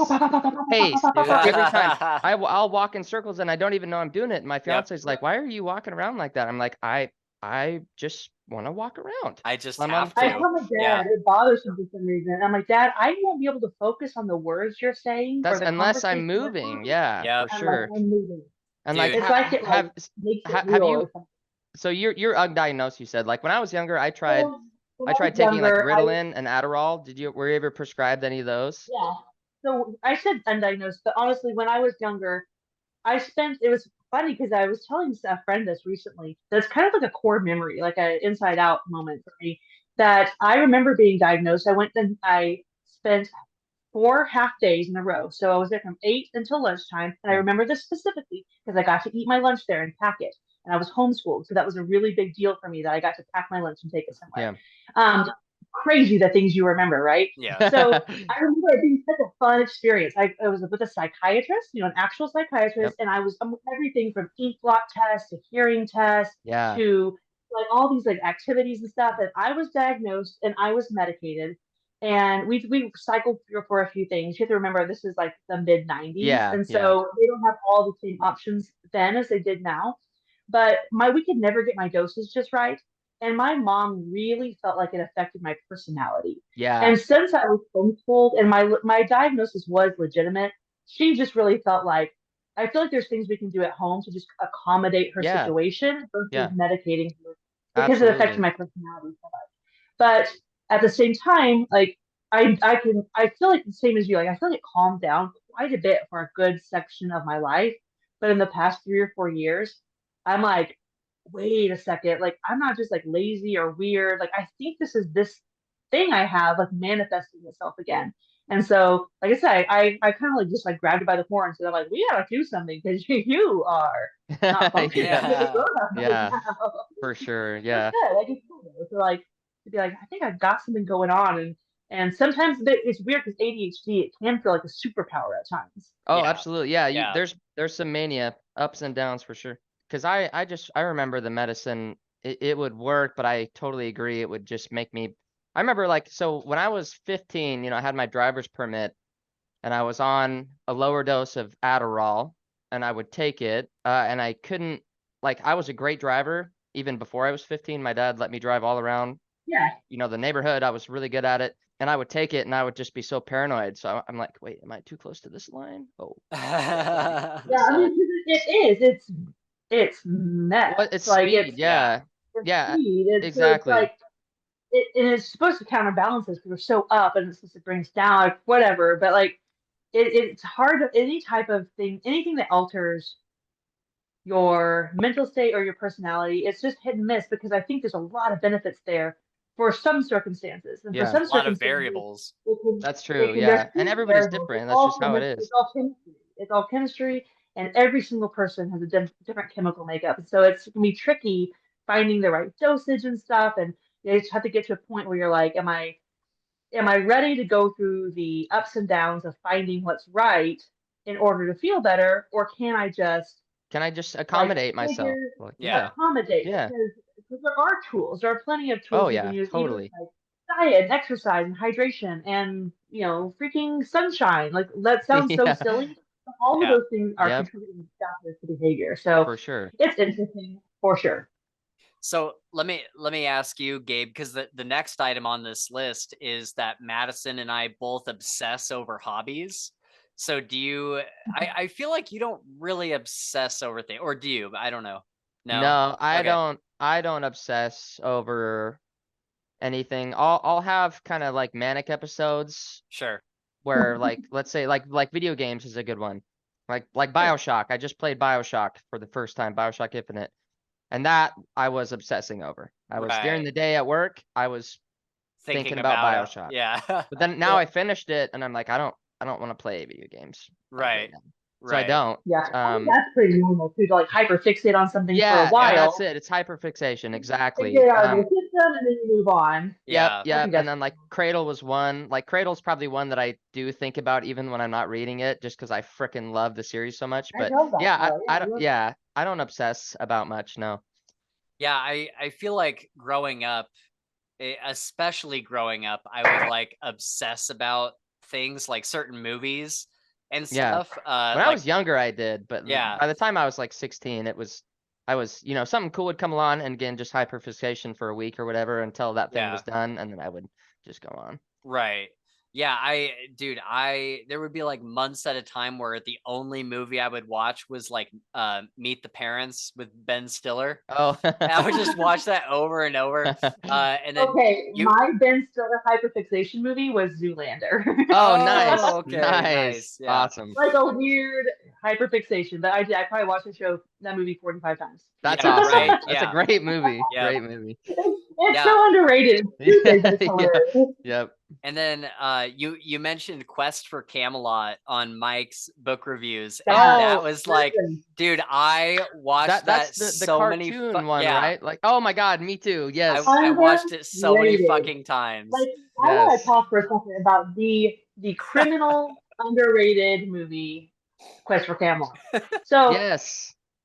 1999, Warner Brothers. Harry Ewells. Like, literally, Wesley is the main character from Princess Bride. Like, okay, I am in already, but it's Arthurian legend, and like Brian White does I don't know if you guys know who he is, but he was a country singer in the 90s. He does um the soundtrack and stuff. Like, it's literally so good. It is like no one knows about this movie, but it has the best soundtrack. The soundtrack alone is worth watching this movie. It's so good. But I love animated kids movies, Yeah. so I liked it then. I've just kind of never stopped watching them. Okay. Because I'm the oldest of 5 kids, and so when I kind of aged out of those things, they were still relevant in my household. Yeah, for And then when sure. I moved out, I was like, oh, I'm going to be like the cool older sister. And I still like joined in at the Yep. movies and like took my siblings. And then I transitioned straight into having kids of my own. So Right. I've never been fully out of kid stuff. That realm, That's yeah. funny, yeah. No, that's cool. Yeah. Yeah, I remember every time I'd go to my grandma's house, that's what she had, this little old box TV upstairs. And that was like, there was like 4 movies that she always asked if I wanted more. I don't need more because I watched Quest for Camelot every single time I'm up It's funny you there. mention that because we had at my That's so grandma's true. house, we had like this little row of, we had Yeah. Flubber. Flubber, We yeah. had We're Back, the dinosaur movie. Do you remember that? Yes, absolutely. Another one, underrated, super good. Yeah. We had Mrs. Doubtfire, which we also Oh, watched yes. on Yes. TV. We had, but we also had Hook. So basically, my grandma was like, if Robin Williams is making it, I'm buying it. Yeah. Yeah. That's awesome. Which is a good rule of thumb. He made so many good That's movies right. back then. Absolutely. Yeah. Yeah, we had our same go-to ones at Mimi's house. My grandma is Mimi. hmm Thank you Oh, very yeah. much. Nice. Yeah. I just remember I really can't remember a whole lot from Quest for Camelot, but I remember watching it like every day, like Yeah. just Yeah. for the longest time You watching should check it out again because it holds up. It's good. Okay, I will for sure. And I remember the music being good. I remember there being like this scene where her and the guy are like walking through the woods and she's got like her staff and there was some big Yeah. musical numbers. I remember Yeah, because when, he's blind, and so he has to like put his trust in her and everything. Because he has that hawk. Remember, he has a yeah, falcon. Hawk or something. Yeah, Yep. that's so good. when all the farm animals were jumping in that, and it's been a while, the green well, right, that transformed him into something else. You guys, Yeah, I don't it's some know. kind of a cauldron or something, maybe. something, yeah. Oh, yeah. But the soundtrack that was, that was on while they were doing that, I can still remember the melody. Oh, nice. Yeah. That's awesome. Yeah, it's so funny how certain things from our childhood just kind of stick out Yeah, like that. they Yeah. really do stick. But yeah, growing up, I would obsess over things, and even I still do, even with like this podcast. My whole life is basically work in construction and then come home and work on the podcast, and that is like everything. That is Which like is everything that I do. Yeah, I wish Because I could I just get hyperfixate so on my into things. channel like I do on other things. Yeah, yeah. Like, I probably have 10,000 subscribers right now if I could like obsess over my channel the way I do over other things. Because I do. Like, I'm not like that meme where it's like, oh, I got a new hobby. I'm like, this is my personality now. Yeah, Like, I've always exactly. been there. Yeah, It's just books, though. That's kind of my thing right now. right. Yeah, I'm to the point where I'm like, oh, I didn't like I'll edit something and I'll be like, oh, I didn't like the 0.05 seconds that were in between those phrases. Like I'm just gonna edit that out. Yeah. So I don't know. I just get really, really, really into hobbies. And right now video editing and kind of podcasting is mine. I would love to find a hobby. When I was younger, I played golf. I really enjoyed golf. Oh, Played a ton Golf of is an golf. expensive hobby. Yeah, yep. yeah. Like, But like even if you now, want to do it on bare minimum level, like, it's a pretty costly oh, endeavor. it is for sure. Yeah, my uncle was the pro at the golf course, so I could play for free. Oh, nice. That's Oh, like nice. that's Yeah. like the only reason why I did it, because I could go you know, all played. 3 of my brothers really like to golf, and they're all 3 just like poor as fuck, and they're like, Yeah. oh. Yeah, you're like, sorry, it sucks. Yeah. But yeah, dude, I would love to find a hobby, like just something like, for instance, I took Leah to Hobby Lobby the other Oh, day. yeah. She wanted to go on Hobby Lobby, and I was looking around, and I remember when I was younger, I used to crochet, like really young, Yeah. like 7 years old. And so I bought the whole crochet set with everything, the loom, and I remember, how to do it kind of, and so I bought it, and it's just freaking sitting in the box downstairs, dude. I bought it 2 weeks Ah. ago, and I'm like, I just don't like, I don't either have the Yeah. time, which is So- kind Sit of down, bullshit sit because I down and can watch a movie. Yeah. yeah, exactly. And Yeah, so it's like, last crafts are perfect for what Spencer and I were talking about like Yeah. needing to like multitask. So Yeah. I don't do any of them at like a high level, but Yeah. things like loom, crocheting, cross yeah, stitching, for it's sure. fun, or like embroidery work. Yeah. It's kind of fun because I imagine myself like being like Arya Stark and I can't Yeah. sew, it's stupid for girls. So like I like that kind of stuff because it gives you something to do with your hands while you For listen to sure. audiobooks. Yeah. Yeah. Yeah. And And I see, follow a bunch of TikTokers that do like dudes that do like really cool crochet work and yeah, knitting and like rug making. And I'm like, I love the idea that like textiles and crafts in general is now just like anybody should do this, not just girls. It's not a girl. Yeah. That's not a girl thing. This is a cool thing. Yep. Cool thing. Exactly. Yeah. It's a cool thing. It's true. Well, I think that you should get it out of the box and watch Well, a so movie or something. it is out of the box. I just like it's this weird like 3-stage thing that it's got 3 different looms, one bigger than the other that can rotate to accommodate when you're moving around. And because the one that I remember is just a single loom with the points all around it, and you Yeah. just tie one end and you'd start doing your thing. But this one, there's like 10 steps I have to do before that. I And I'm believe in just you then. You can do yeah, it. I know. Dude, yeah, it's just a lack of motivation. It's not that I don't want to. Yeah. It's the same thing with video games. I Like get I that. would love to play video games when I'm done with this, but I know that I couldn't. You know what I mean? Like I need to go like do this, or I need to do this, or blah blah blah. Well, I've never been a gamer, and people ask, like, my husband is not a gamer, but he's consistently played video games all his life. He's like If me. still Yeah, lives he's in like it, me. Yeah, he enjoys video games. Yep. But I have a brother who is like a gamer, like a Mhm. gamer. Yep. And so I've seen both sides of the spectrum, and I think video games are really cool and fun. Like I had a Nintendo 64. I played Mario Kart and Yeah. GoldenEye and Legend of Zelda, but I'm not a GoldenEye. gamer. Yeah. Yeah. But from time to time I'll see my husband playing something or my son, my oldest son, and I'm like, ooh, that That looks looks fun. cool. Yeah. But I know if I start doing it, I will get obsessed with it and it'll be You over won't. for me. Yeah. No more books. I'll be Yeah. done. Yeah. I'll be done. For sure. For sure. Like Yeah, and he is saving up his own money to get Hogwarts Legacy. oh, And I'm like, don't let me try it. If I try it, I'll quit. I'll quit Yep. everything. Yep. I know I will. I don't Well, trust myself. I'm like, That's super wise. That's like I feel like that's something that comes with like growing up, getting a little older. Is like it's learning just when you knowing, can and can't. learning when you can and can't, right? Because like I remember times where like I knew that I would get obsessed, but I was like, I don't give a shit. I'm gonna do it anyways, Yeah. then you're missing out on something else that like was way more important than playing Borderlands Yeah. 3, because that's the one that I did. It was like pretty Yeah. bad.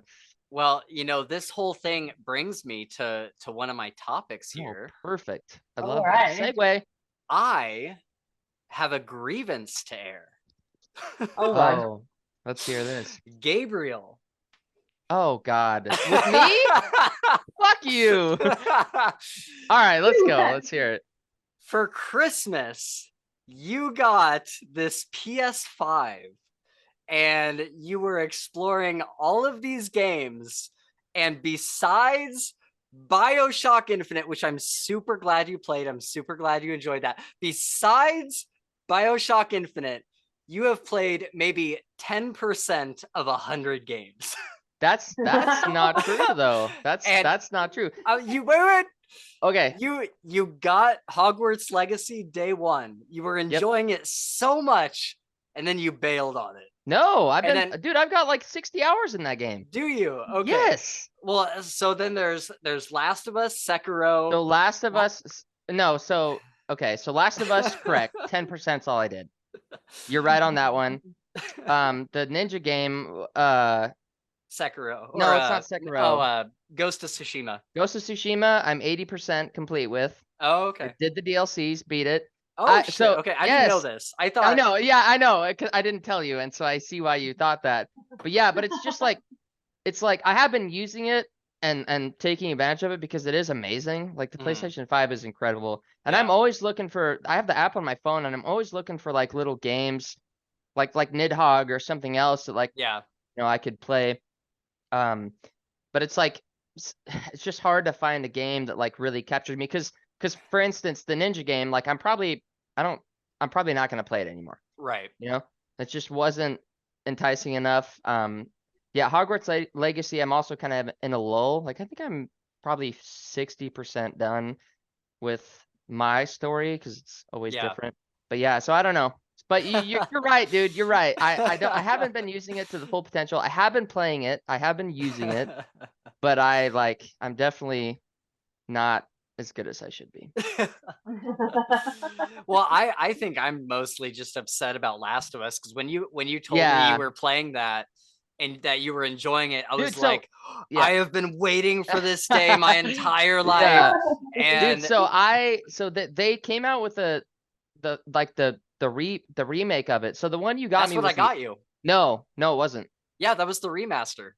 No, there's a new remaster for PS5. That one's for PS4. Right. So with that PS4 one that I got you, you automatically have a free copy for the PS5 edition. Oh, well, it didn't fucking tell me that, dude. Yeah. Because I want to go buy that one and play it because the graphics are like 30 times better, dude. Just like astonishing AAA game graphics. I saw a video of it this morning, and I was like, dude, that's more enticing. Because like where I'm at now is like I know the fucking story, right? I know what happens, and I hate that I'm this way, but like do I need to see it again? Yes, you do. In the game, yeah. The game, yeah. I mean, Yeah. like I'm super happy with the show because they stuck true to it, but the game is like a different. It just is a different experience. Yeah.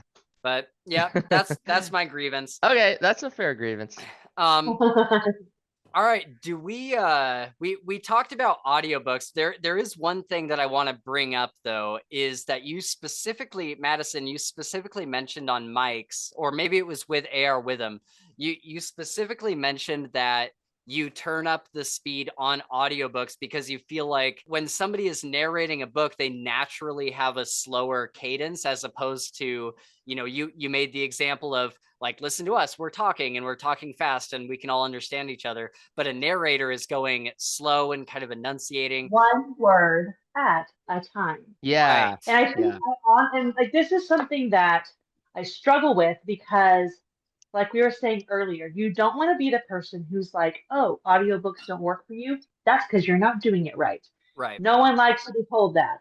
But most of the people that are just like, oh, I tried it, I just cannot. And I say, what problem did you encounter? And what they tell me is that they all of a sudden realized that they weren't paying attention and that their mind just drifted off. And they think that their mind or their learning style or whatever is just not compatible with audio. Right. 2 points to that. The first being that it is somewhat of a learned skill. It's something that you do get better at. So start with something that you're already very familiar with. If you've listened to if you've read Lord of the Rings 5 times, start with Lord of the Rings. Right. Because if you drift off and you miss something, you're not missing anything. You already know what's coming. But the biggest thing for me is speed it up. Because I genuinely believe what is happening to people is their mind is going so much faster than the book. Right. And don't underestimate what your mind will do for self-preservation. A split second between words is too much for your brain to keep up and stay engaged. And so what I always say is start it out at 1.3. Yep. And then as you listen, eke it up a 0.1 at a time. Yep. And then find your sweet spot. For you, it might be 1.3, but I guarantee you it's not one. It's not Right. one time Yep. speed for Yeah. anybody. Yep. But I say work it up a little bit at a time. And for me, it depends on the narrator, but also, like I said, this is a learned skill. I've been doing it for a very Yep. long time. I generally settle in right around 2 times speed. That's Me just too. where my. That's Yep. that's And me. you tell that to people, and they act like you're a fucking Dude, criminal. and- They're like, yeah. how do you even enjoy it? How do you know what the fuck? You're Oh, not Yep. you're not even getting the story. I'm like, it's not as fast as you think it is. I Have- guarantee you. have you ever I like guarantee you. have you ever like been in the car like I'll try and like listen to audiobooks while me and my fiance are just driving somewhere, like to my parents' house, 2.5 hour drive, and I'll turn it down for her, right? But when I turn it down, it's like 1.6 because Yeah. like I can't go any lower than that, otherwise it sounds like they're standing still. But then she's like, how the fuck do you listen to this? And I'm like, I'm here. And then I show her, I'm like, this is what I listen at 2 times speed, and she's just like flabbergasted, dude. And I'm Yeah. like, no, just give it time. Your brain literally will make it normal. And Yeah. non-audiobookers act like it's some kind of flex. And I'm like, no, I know. No, not it's a just flex. how it needs to be. Because the other side of that same coin is that when I do sit down and read with my eyes read faster than my audiobook. Yeah. So it's not that you were reading it faster, it's just that we can commit more time to reading it Yeah. because we are, say it with me now, multitasking. Right. So the fact is, when your eyes only reading, you can probably read faster than I can audiobook, but you're only able to sit down and read for what's feasible, guys, like maybe an hour or two. Yeah. Well, Or I can less, audiobook for 6 hours a day. Like, Dude, yeah. like I'm that at is 10. I can nothing. listen to 10 hours a day, dude. Yeah. I'm currently like I say unemployed, but like I'm staying at home mom, Sure. wife, whatever. Yeah. But my kids used to go to school in another town, and they went to school Monday through Thursday, and I found a job that was gonna let me work the exact hours my kids were in school. Nice. Like Oh. they're just like, so I was like, well, this is too good of a offer to pass up. And it was in manufacturing, but like a small like mom and pop situation. Yeah. And so it was a job that I was able to walk in, clock in, put my headphones in, not talk to another All person day. all day. And Yes. for 8 hours, I was making vitamins, like literally making vitamins, running a machine, and just happy as a That's lark. awesome. That's dude. brilliant. Yeah, that's what I do. It was like my ADHD like utopia, because like Yeah. that type of like a repetitive menial task, it's perfect for me for some reason. Like Yeah. I zone out and lock in the best way. And that job fizzled out for me. And it's sad because I loved it. But at the same time, I'm just like, will I ever be able to find something like that again? I don't know. But it Yeah. made me realize that like, it's not that I read faster than anybody, but who else in the world can audiobook for 8 or 9 hours a day? Like Yeah. no one, or read. I mean, yeah, so it's a huge advantage. And I will never not admit that. It's a Yeah. huge advantage. Exactly. So I watched your video on Scribd. Yes. Like or some people say Scribd, which truthfully makes way more sense. But I've got it in my head that there's just BD, so I should say it's Scribd. Anyway, Yeah, I I'm say weird. Scribd. But okay, cool, we're the same. But someone else subscribed, and I was like, well, considering what it is, that makes more sense. But I've Yeah, been saying for it's sure. too long. Yeah. It's such a weird relationship between me and Scribd because I have like major complaints and absolute like user interface issues that are Yeah. Oh, fucking frustrating, and they Yeah. don't do a goddamn thing about it. Like you No. I record it know. and they're like, okay, but I've never canceled my subscription because I use it so Oh, much. me neither. Okay. So because I gave my brother my login, so like there's two of us using it, and I listen to at least one book a month on Scribd. But even if there's a month that I don't, he's listening to 3 or 4. And so Yeah. like I just kind of feel like I'm just locked in. I'm paying it. But like you said, when it comes to Stephen King, when it comes to gosh, what else Dean is there? Oh, Koontz. Robin Hobb. A lot of Robin Hobb is on there. Oh, interesting. So all of the Michael J. Sullivan that isn't Audible exclusive, he has a couple that are randomly Audible exclusive, but the rest of them are on there. Like I'm trying to like I would say 30% of what I'm looking to read is on there, and Wow. then the rest of it. So the way I treat my Audible credits, because I'm on like a plan that's just one a month, Yep. is I check my library first, and if it's available but there's a wait list, then I usually just adjust my TBR to accommodate the library, because free is free and free is best, right? Absolutely. Like our taxes pay for these books. Like we Yep. should be using the library, guys. So I really like my library apps. And I also have a membership through the Houston Public Library. You can pay $40 a year, $40 a year Wow. for an out-of-state library card. Wow. And it's incredible. The selection is incredible. And the wait times are there, but way more reasonable than my Missouri library. When you say So out of that's state, it. is it just one state? Or are you talking about like nationally? No, so this is just the Houston Library, and anybody in the United States can apply for a Houston City Oh, okay. public library For card. It's a $40 a $40 year. Okay. fee a year. So I've been doing that, and it's awesome. Cool. And That's awesome. so I go library first, and if library doesn't have it, then I check Scribd, and if Scribd doesn't have it, then I do an Go to Audible credit. Audible, Because yeah. Audible is doing more and more Audible exclusives, Yeah. which I get it from their perspective, but like it kind of sucks. But Yeah. do you guys have like a threshold for your Audible credits, where like a book needs to be over a certain amount of like I don't like spending an Audible credit on something that's less than 11 hours. Like for I don't know why 11. Oh, No, but like, yeah. that to me is like I'm like I don't know. Like, Yeah, Well, that's I mean, it like marketing wise, it makes sense. Like you're, Yeah. you're paying for twice the amount of book the other one was, and like yeah. I well, it's feel the like same that's reason I totally won't buy valid. one of those murder bot books. I'm not paying Oh, $25 for a 200-page book. Sorry, Right. kiss my ass.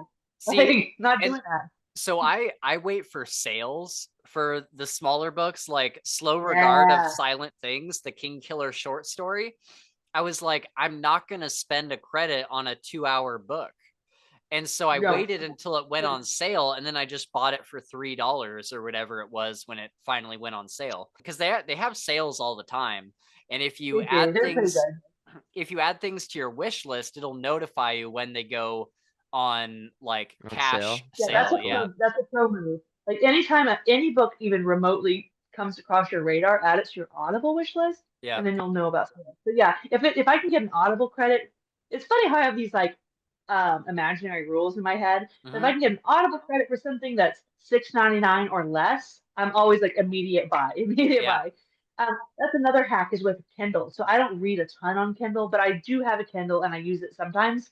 But sometimes I have a lot of digital credits built up from like choosing shipping speed and stuff on Amazon. Like you just get digital credits for Yeah. random things. Yeah. So I'll go in and I'll buy the Kindle version basically for free using only credits. And then it offers you an Audible add-on. Oh, So that's that's cool.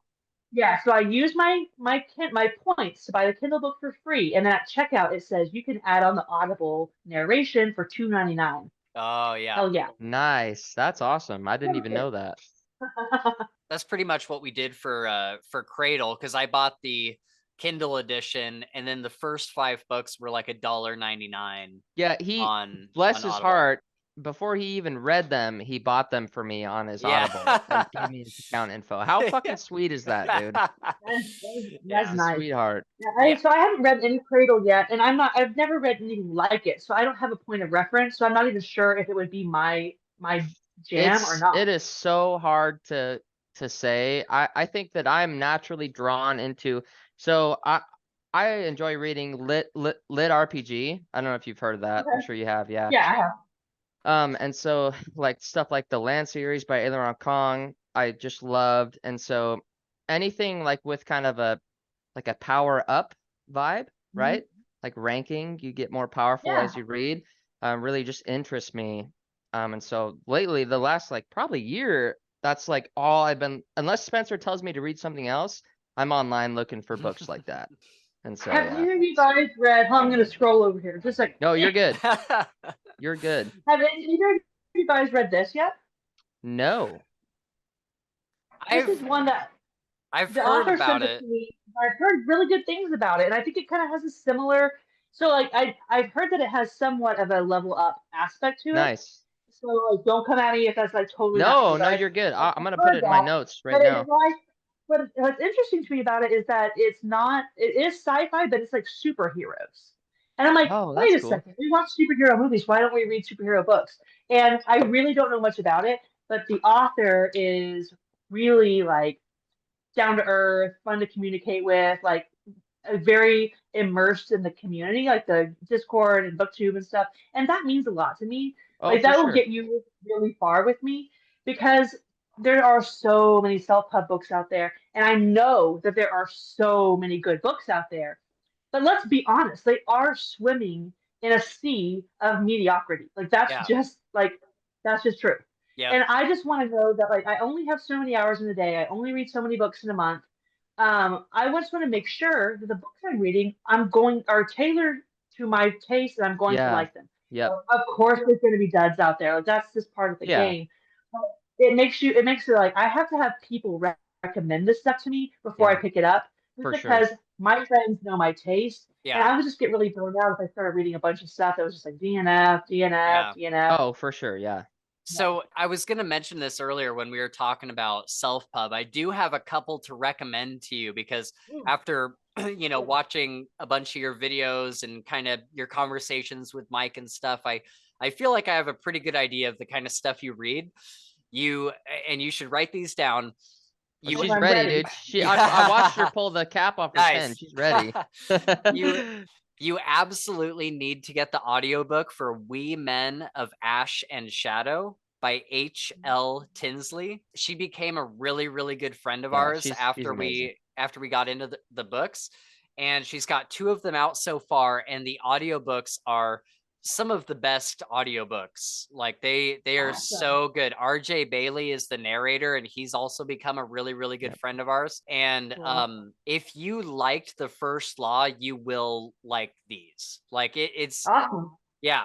And when I got into We Men of Ash and Shadow, I was like, oh, this is what I wanted the first law to be. And Okay. so yeah, I think you'll really like that. It's set in kind of this city that's been kind of abandoned by any real like monarchy or anything, and it's like criminals are running it. And it's about this guy who is I guess kind of a mercenary for a living. He's like an assassin for Mhm. the crime lord that runs the city. And he has like this really special power that nobody else seems to have, where sometimes people just don't see him at all. And it's not necessarily invisibility, it's that they just like consciously don't notice him. Sure. And so then he kind of picks up a protege along the way, and it's very, very grimdark. It's very gritty and extremely morally gray, and it's just Nice. it's one of the best Okay. stories I've ever read. It was my number 1 pick of 2021. Is it a series? There's 2 books out so far, but she's got another 2 coming. Okay. Yeah. Cool. I'll check it out. So you'll really like that one. And then Gabe and I are both I mean, he likes We Men of Ash and Shadow too. Yep. But we're both really big fans of King's Dark Tidings. Oh, yes. And this is my number 2 favorite series of all time. It's by Kelcade. Ooh. And the audiobooks are by Nick Podell, the same And guy he's that just freaking Oh yeah. amazing, yeah, dude. he did Name of the Wind and all that. Yeah. And I think that these audiobooks are just as good as Name of the Wind, like not necessarily like content wise, but like the narrating Sure. wise. Performance. Content wise, they're very different, but it follows primarily the main character Rezkin, and he was raised his entire life away from any society, raised in this castle to become the perfect weapon. And they have like a purpose for him when he becomes 18 or 19 or whatever, but he doesn't really get to learn that purpose by the time the castle is not attacked, but something happens within the castle and Okay. like everybody dies. And so then he's left to go into the world and figure out like, why was I raised this way? Like, why did they raise me different than how you would normally raise a Interesting. kid? And he's like this perfect weapon, so he's going out into the world and he is like highly, highly lethal, and he doesn't know how to do anything else. And so Okay, that's super interesting. so Yeah. he's very like socially awkward, just because he wasn't raised, like he doesn't know how to like have a girlfriend or to even really have friends or anything like that. And so he kind of learns about this stuff as he goes, and you learn more about him, and like maybe he knows more than you think he does at the beginning, and it's all there with every Okay, then that sounds. They both sound great. That sounds yeah, super intriguing. and that has 5 books in it and a prequel, and the prequel comes between books 4 and 5. I really think you will love it. It is easily one of my most favorite series of all time. Okay, It's are they big books, like by fantasy standards? Are they They're- medium? Like, they're probably like a little bit, maybe the first 2 books are really small, and then the 3 through 5 are probably just a little bit bigger than a Dresden Files book. oh, Yeah. Yeah. So they're Yep. perfect. yeah, they're not super long, but they're not super short. I think the first book is definitely the short. It's like 8 No, hours or something. I don't ever get intimidated, but I have to start thinking about like plans when they Yeah. get above like when I get above like 27 hours. I'm like, That's Yeah, can I it's do a that this huge amount of time. Yeah. Yeah, no, they're like No, that 15 premise 15 to sounds awesome. 17 hours. Is 17 Well, hours is the I'll have biggest. to like when I watch this back, I'll have to remember like the timestamp for this part of the conversation so I can tell my friend Brent. I mean, he may watch the whole thing, but that sounds exactly like something he would be super into. Oh, okay. Not because it's similar. I hope you guys know what I mean. I'm not like, oh, Sure. that sounds just like something else. Yeah. It doesn't. But it reminded me. Have you guys ever read Son of the Black Sword? That series by Larry Correia. No. So, or no, sorry. The first book is called. The first book is Son of the Black Sword, Oh, Okay. that's a and the cool, series cool. is called. It's a great cover. Yes, Yeah. great cover. It's Saga of the Forgotten Warrior, and it's by Larry Correia. And these books are ones because they're traditionally published, and Larry Correia is pretty like he has a ton of stuff, but it's one of those series that I have no idea why it's not like wildly popular throughout BookTube and like just whatever, because I think it's so good. And when you were talking about that, it reminded me of the same types of things I liked about this series. And this is one that it builds on itself and it gets better and better as you go. But I think it's one that you could honestly read the first chapter and get a really good idea of whether or not you're going to like it. Okay. The audiobook is read by Tim Gerard Reynolds, who is just hands down one of my all-time favorite narrators. Okay. So that probably contributes a little bit. Nice. But it's a unique story. I've never read anything else like it. The main character comes off as really dry at first, but then you realize as the story develops that there's a magical reason for that, and that's kind of what like hooks you and makes you go like, oh, like there's a lot Okay. to this that I don't know about. And the magic system in it is simple. It's not like a Brandon Sanderson, like you have to, Yeah. no, it's just a trust the process kind of magic system, but it's really unique and cool. And I just like the whole atmosphere and the vibe. It's really Yeah. good, and they're not really long, but like they're action packed. The characters are cool, but the story itself is actually like feels unique and fresh. So like I thought it was really. It has a caste system. I'm a Nice. fan of a caste system always. Yeah. Where Yeah. like the lowest level are treated basically subhuman. Yeah. Yeah. Yep, Below the me too. livestock. And Yeah. then they have all the people that live in like their own little world that they think that they're basically next to gods. Like it kind of has like a similar, it has a caste system that's familiar, but it has like a really almost kind of like a Middle Eastern feel to it, which Okay. again, it's kind of nice to get out of your traditional fantasy setting sometimes. So it's really good. Big recommend to me. Okay, cool. Yeah, I'll And definitely. three books are out, and the fifth book is coming out in May. And then three books are out. The fourth book is coming out in May, and then the fifth book, whatever TBD. Yeah. But the good news is that he's an author who writes. Like there's All no the long time, gaps yeah. in it. Yeah. Nice. So when he writes other stuff in between these books, but he's like, what happened to that guy? Right. Hey, my headphones are cutting out. Okay. You're good. So let's we've talked a lot about book stuff. Let's jump into some of the weirder, more fun, just wacky topics. So in your episode with AR Witham, you asked if anybody has a go-to joke that they tell at like parties and stuff. And I loved that question, and I want to expand on it. do you have like a go-to funny story that you tell to liven things up? So you were gracious enough to kind of like forward me some like discussion topics. Just like, I like that. Give me a heads up so I don't get caught off guard. So anyway, Sure. I saw this idea pop up and I was like, oh my gosh, I love that question. That's such a good idea. And like, so I'm thinking about it though, and I couldn't think of any like, oh, this is like my anecdote that I keep in my pocket. So I called my brothers and I was like, hey, by the way, like, I'm very close with my brothers. We talk every day. Like, That's Yeah, awesome. that's cool. That's awesome. That's how it and should I be. was like, hey, I was like, for the record, like we all know I'm super funny, but like, do I have to do a story? And they're like, no, your humor is just organic. Like, I don't think I have a planted story that I can just like pull up because I mean you have to match the vibe. So Yeah, Right. for sure. I don't know. That's fair. But I do enjoy storytelling, joke telling, like I don't know, being the center of attention. I don't know. Maybe that's why Is there anything that's like, this is like the most embarrassing thing that's ever happened to me? Any Oh, of those kind of stories? one of those, dude. you know, like it's weird how the human brain works. I think it's like a trauma reaction or something. But like, I never can just like grab those moments. But like Yeah. like I've had a humiliating life, so I definitely have instances like that. One I always think of is the reason this has happened to everybody probably, but it was just like a low moment for me. I remember this time that I was at Walmart and it was raining like super, super, super hard. And I made the deliberate choice just to leave my cart, just raw dogging that out there in the Yeah. like a horrible, like no one, like who does that? People do it, but not me, you know, like I always Yeah. take my cart back.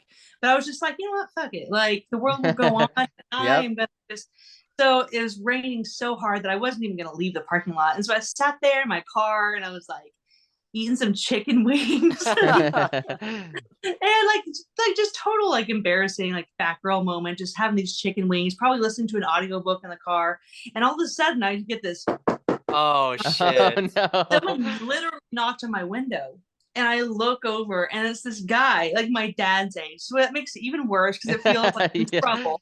Yeah. And he's holding up into the window my Dr. Pepper because apparently I left my Dr. Pepper in the car Oh, that I no. abandoned. So he's like calling me out. So I roll it down and he's like, you left your drink.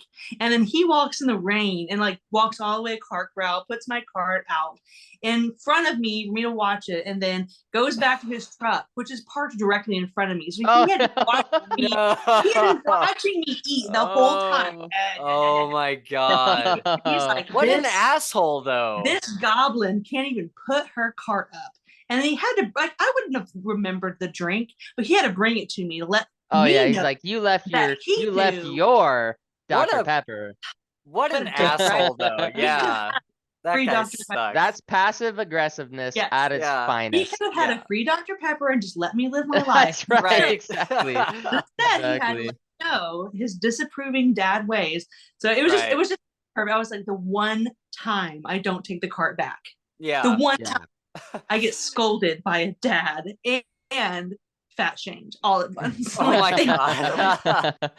Well, I don't know. I started like, cuz I don't know. I used to be a terrible person for most of my like early 20s, and It's true. True. I would always like leave my cart in the parking lot, or like if it was close by I'd put it in there, but I'm like, somebody will get it. Like I don't care. I'm a Sure. young guy that doesn't care about anything.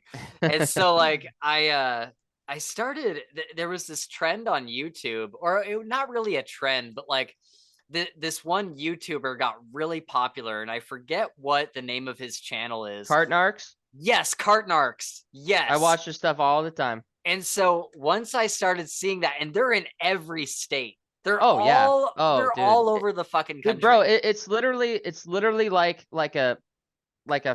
Freemasons chapter. Like Yes. they have a club that you Yes. can join and like Awesome. grow in being a Cartnark. Yeah. And so have you seen this, Madison?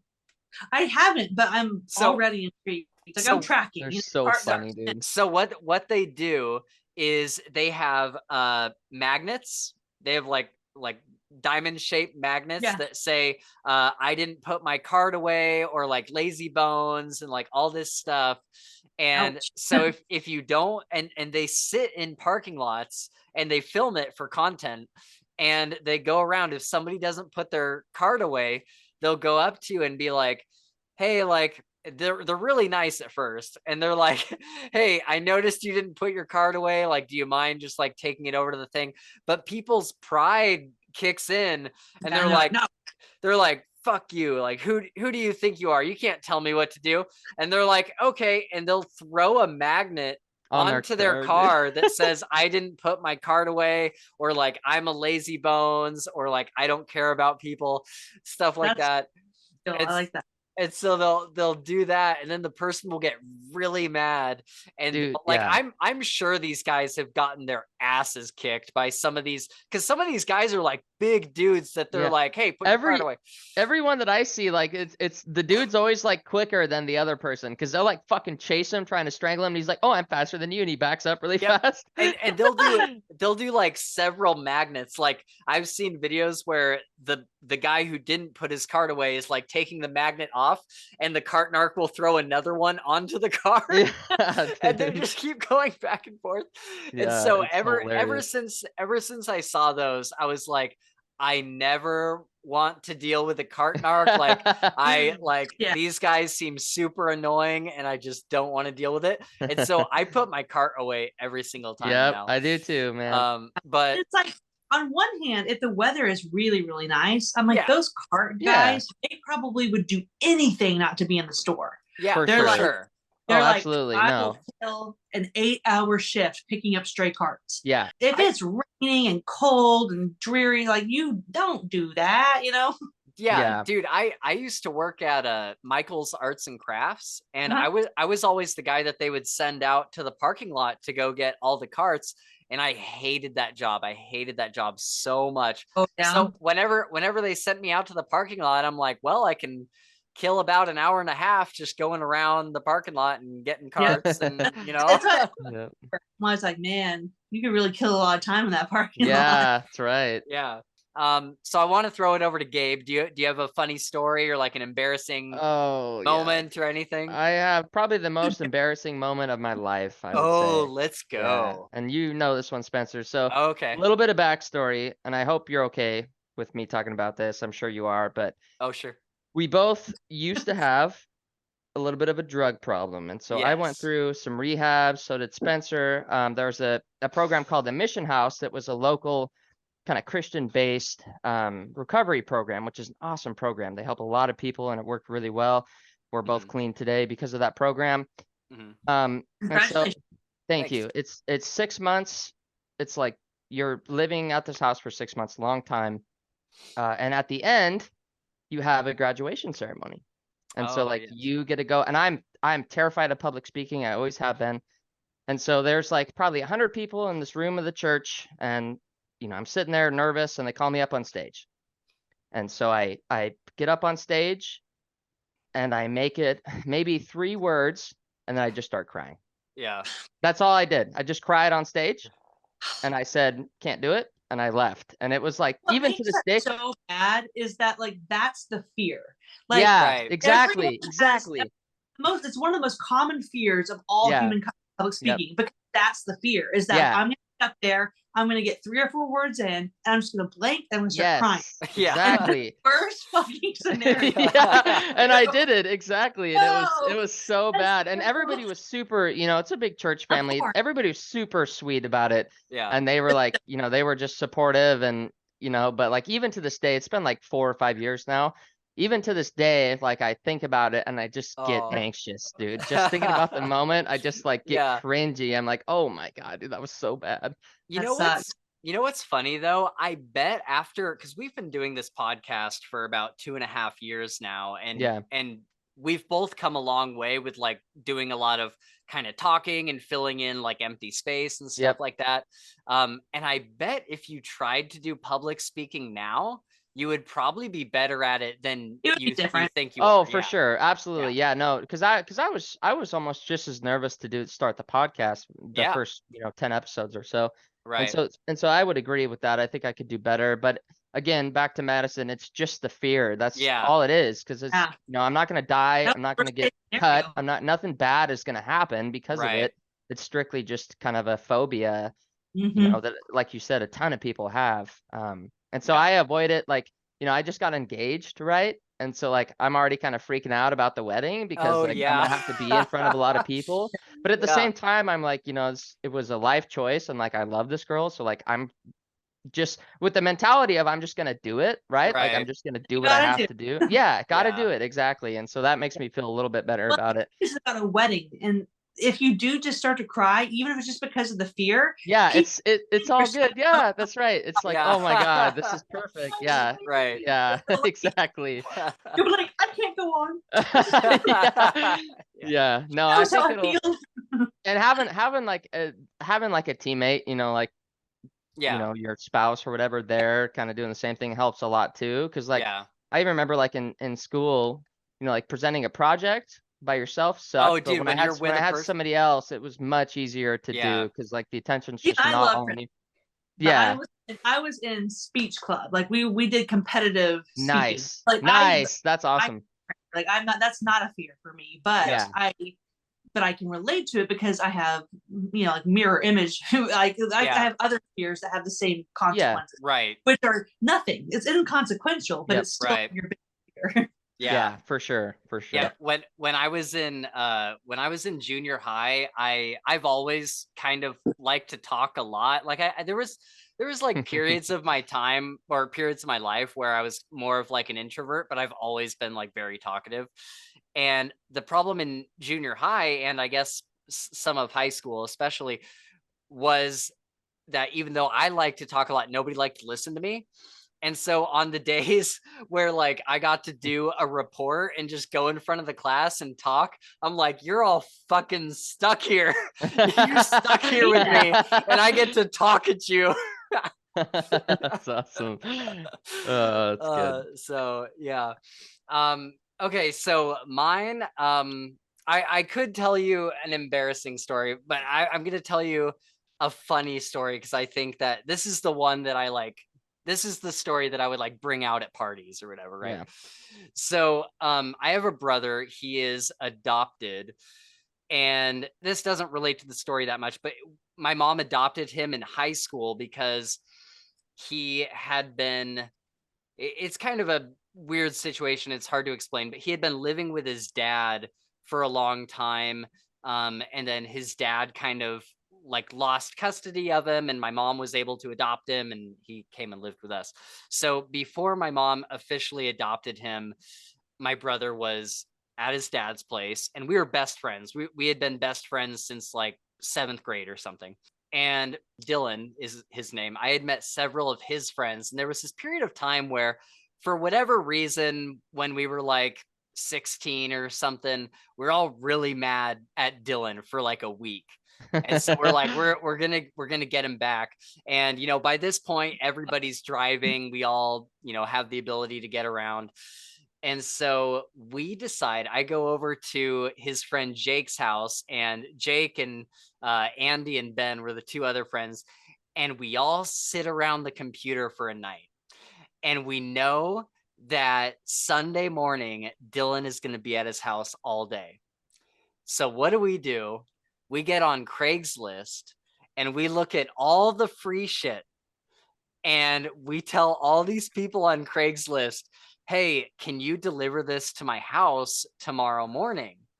And we found, dude, and this is bad. Like, this is like probably borderline illegal, but we hit up all these people. Some of them were things as small as a hamster cage.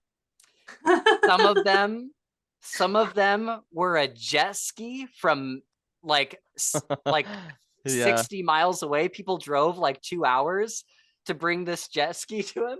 But we call all these people, like literally all night. We call them, send them emails. We're like, hey, here's the address. I just need you. I can't get around. Can you just bring it to me in the morning? At the end of Dillon's street, there's like this roundabout with this little island with all these trees. And so we, starting at like 8 in the morning, we drive there, and we're sitting right behind this island, and we're filming his door for like 4 straight hours. And we're watching these people show up one by one to deliver these things. And the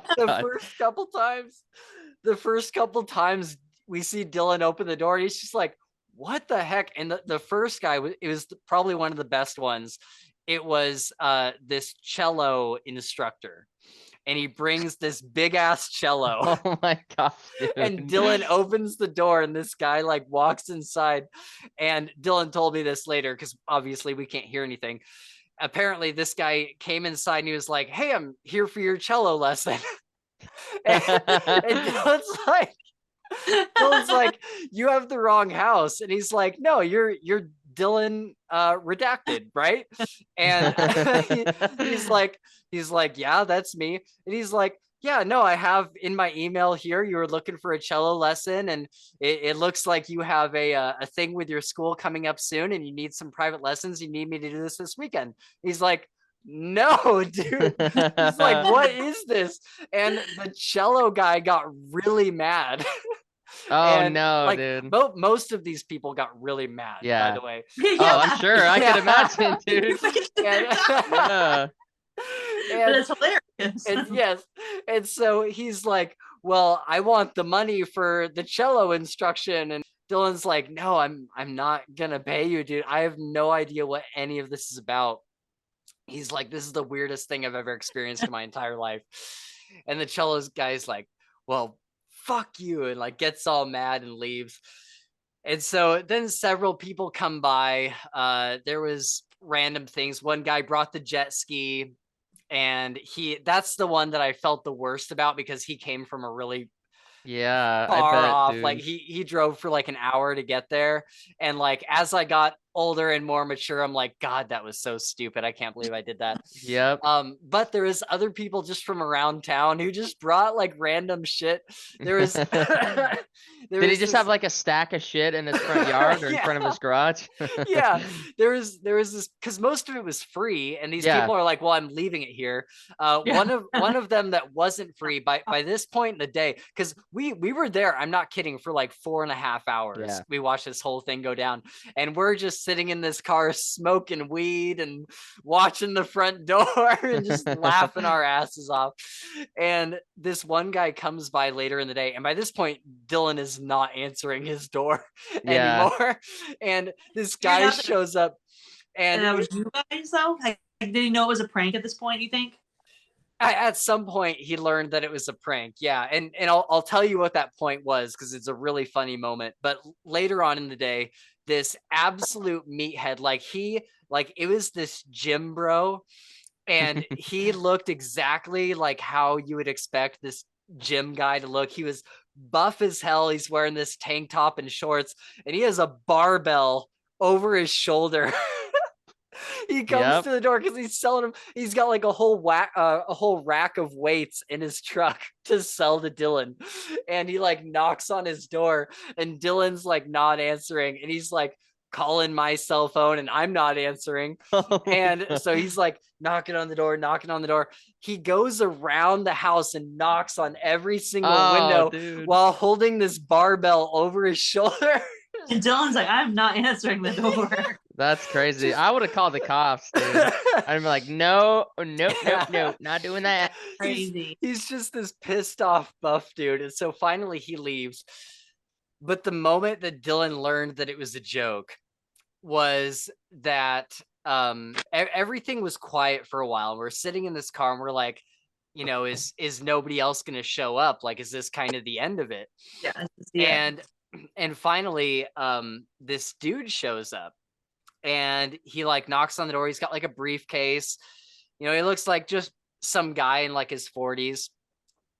He knocks on the door, and he's waiting for Dylan. And then this other car pulls up, and this lady gets out, and she's around the same age. And she like goes up to the door, and she's like talking to this guy.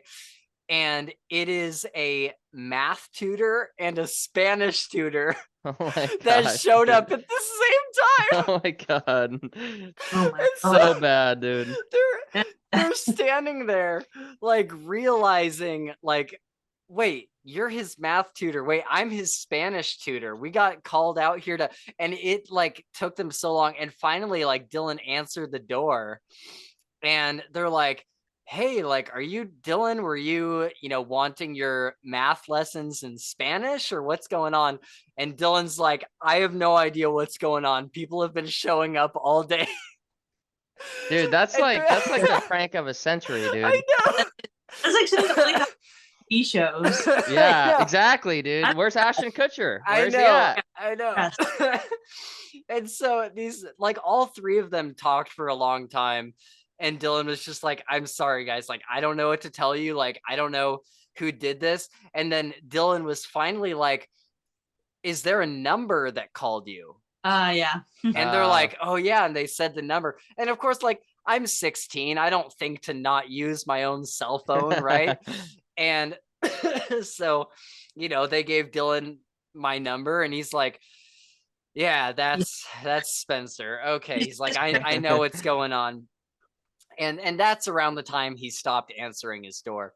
And so then the math tutor called me, or it was the Spanish tutor, and she's like, hey, like, I guess you wanted your math lessons in Spanish, like, and she even admitted, she's like, this is pretty funny, but like, we're leaving now. Like, that was, she's like, it was kind of messed up, but it was kind of funny. Like, I'll like, see ya. And I was like, I appreciate that. I appreciate that somebody recognizes the art that I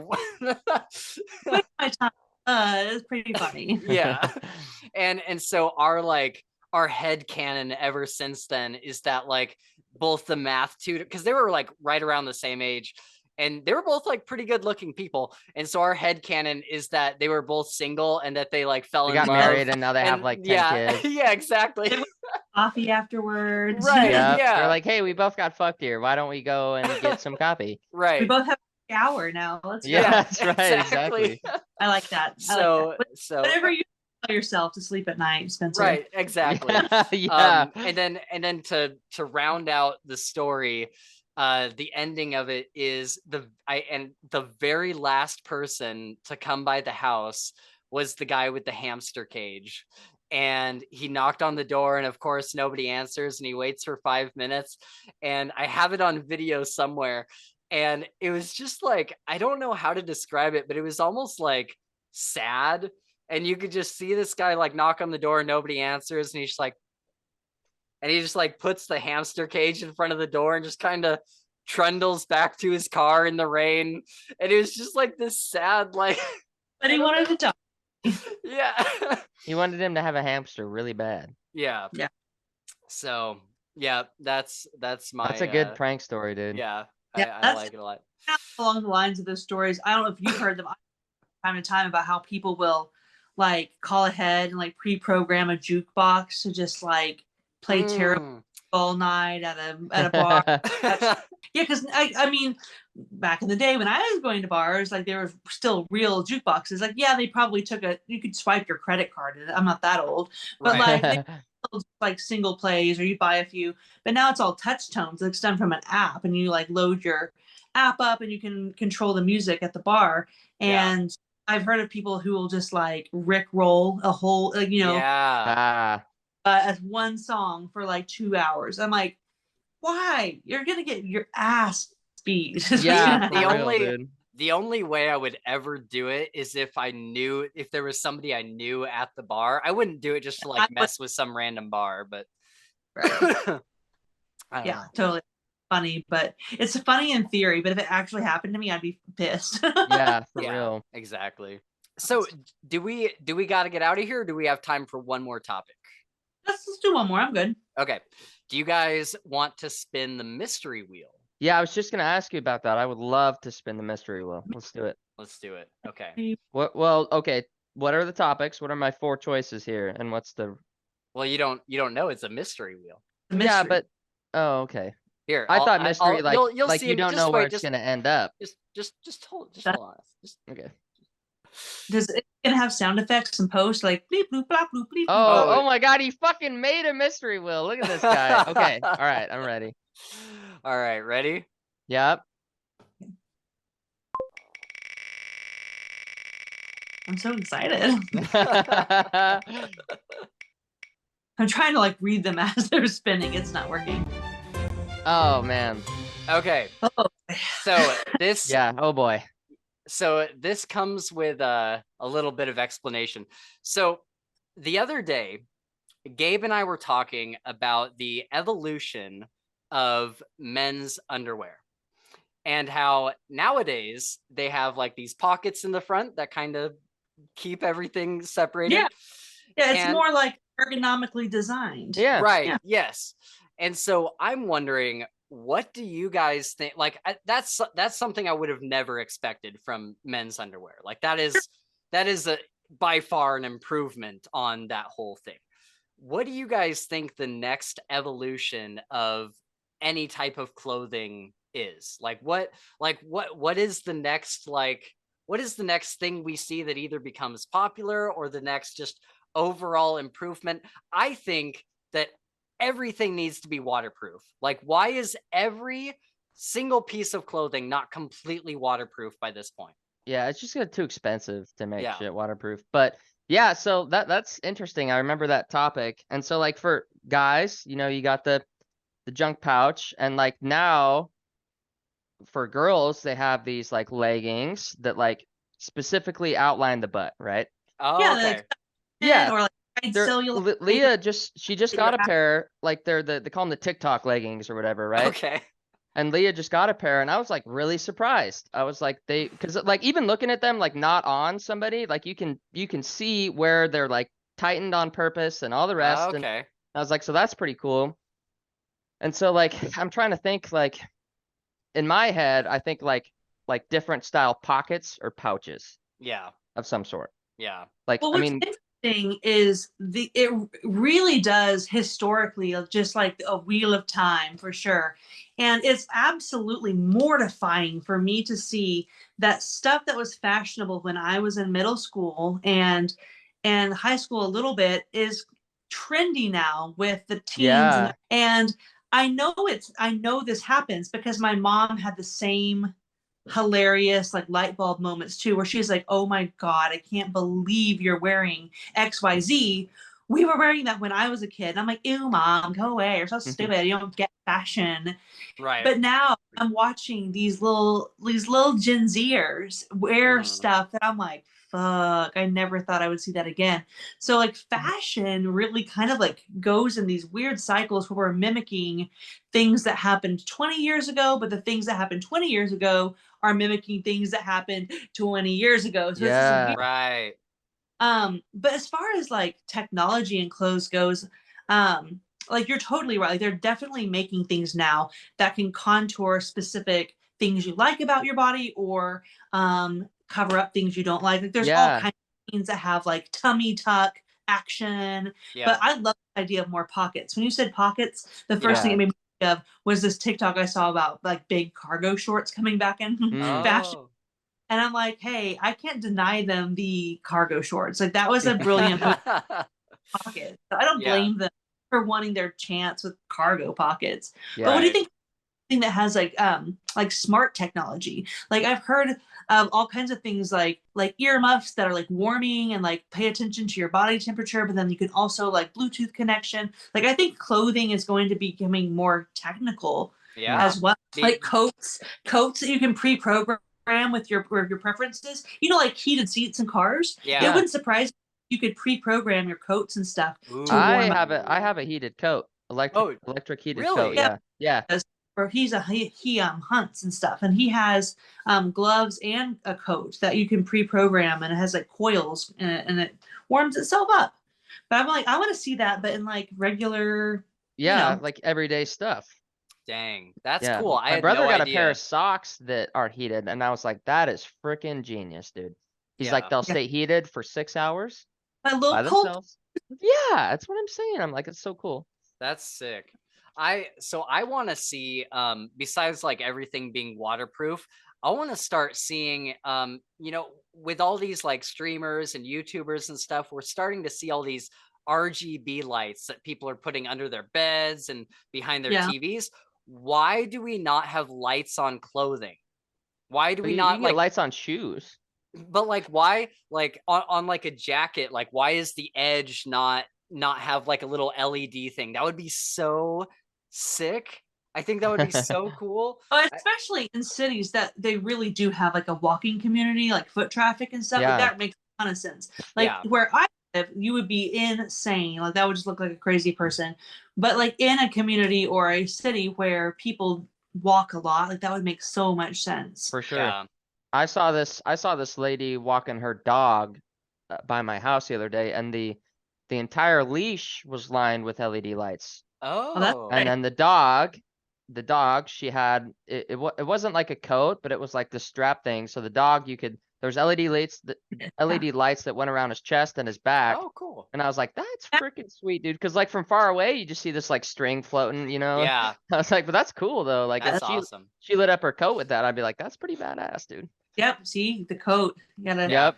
I just wanna see everything turn into cyberpunk.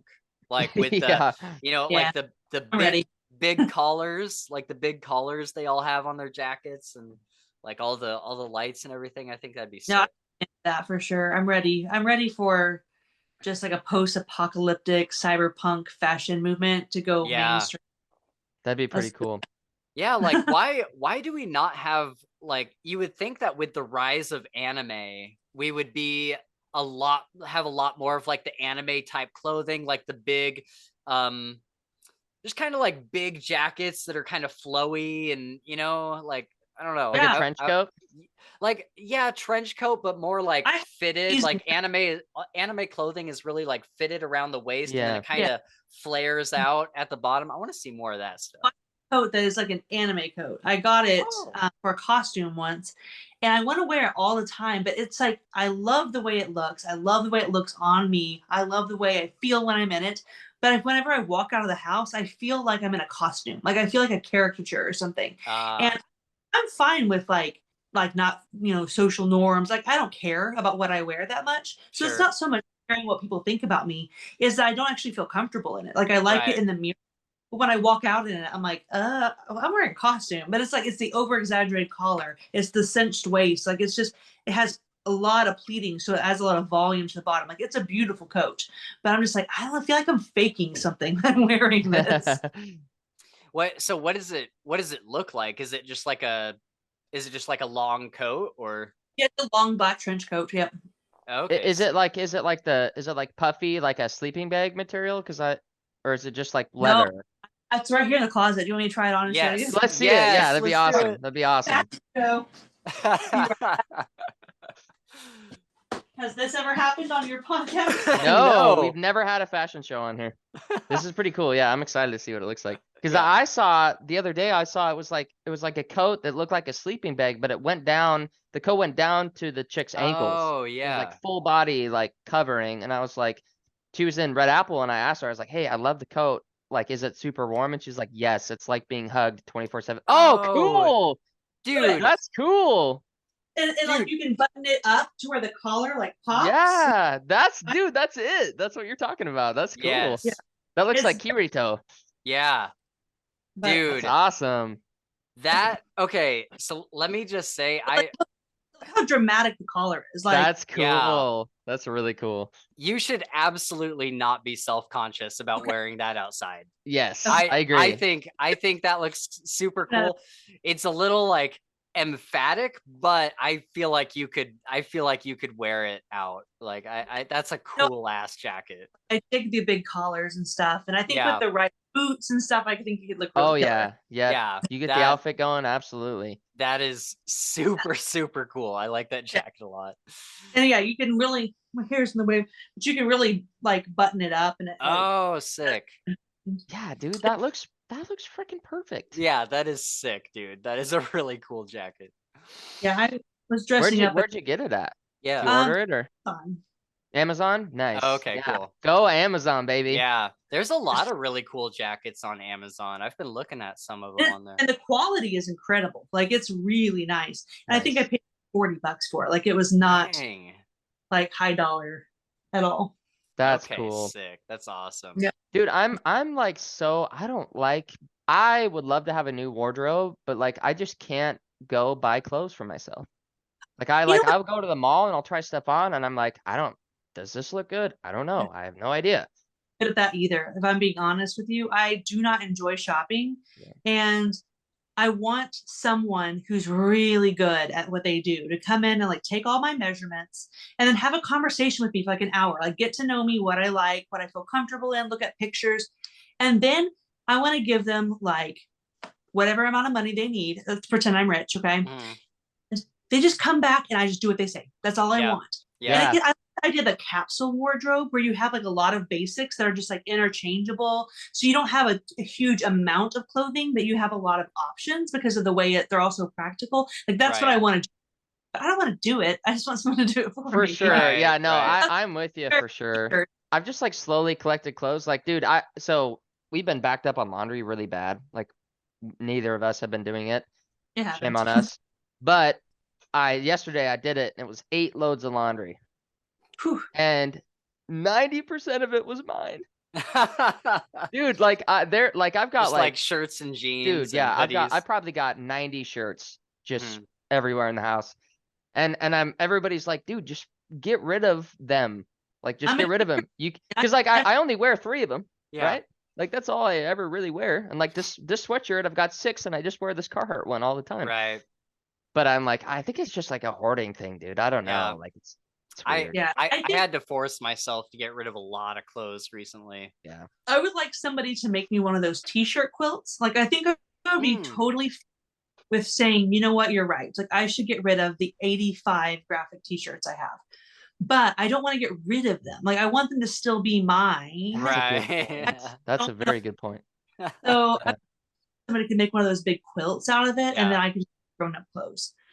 But that's genius. Because I think that would satisfy me. Yeah. Yes, you know? I don't not on my body. I just want to own them still. Yes, exactly. All right. Well, we are wrapping up here. I don't want to keep you guys all day, but we'll do a rapid fire real quick. One thing I do want to ask before we leave, there was something I was hoping that the magical spinner would land on, and that is, what is your celebrity crush? Just sound off real quick, Gabe. Pedro Pascal. Pedro Pascal. Yep. Pedro You Pascal. too? Yeah. Yes. I don't know. I think it's funny because like, I don't know, when Henry Cavill became Geralt of Rivia, I was like, oh, that's a good looking man. Like he just is. But if I'm being really honest, Anna Kendrick is my like number one solid pick. choice. Solid choice. I have a huge crush on Anna Kendrick. I bought her autobiography in both physical and audiobook form. And in the audiobook, she reads it. And she's like talking about her life, and she puts in like funny anecdotes and stuff. And God, I love that woman so much. The celebrity I always like default to is Dave Grohl. Like that's my favorite celebrity crush. And his his book, The Storyteller, is super good. I need to read that. Even if you're not a Nirvana fan, you're not a Foo Fighters fan, like it's an excellent book. And he narrates the audiobook as well. And I had such a good time with that. Highly recommend. Yeah, Dave Grohl is my like lifetime super crush. But yeah, I'm hyper fixated on Pedro Pascal. Me too. Ever since Game of Thrones, when he played Oberyn Martell, like I was like locked in hard.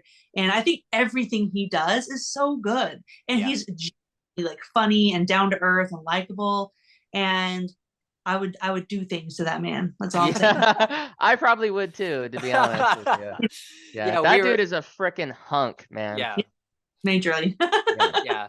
We were watching one of the Last of Us episodes, and Gabe and I were both like, we're straight, but are we both kind of in love with Pedro Pascal? Like last year or whenever it was new, we did a Patreon Discord watch along for the Shadow and Bone show on Netflix, which is funny because out of the dozen of us that showed up for every episode, I think only 2 people had read it. I've never read it. Mike's never read it.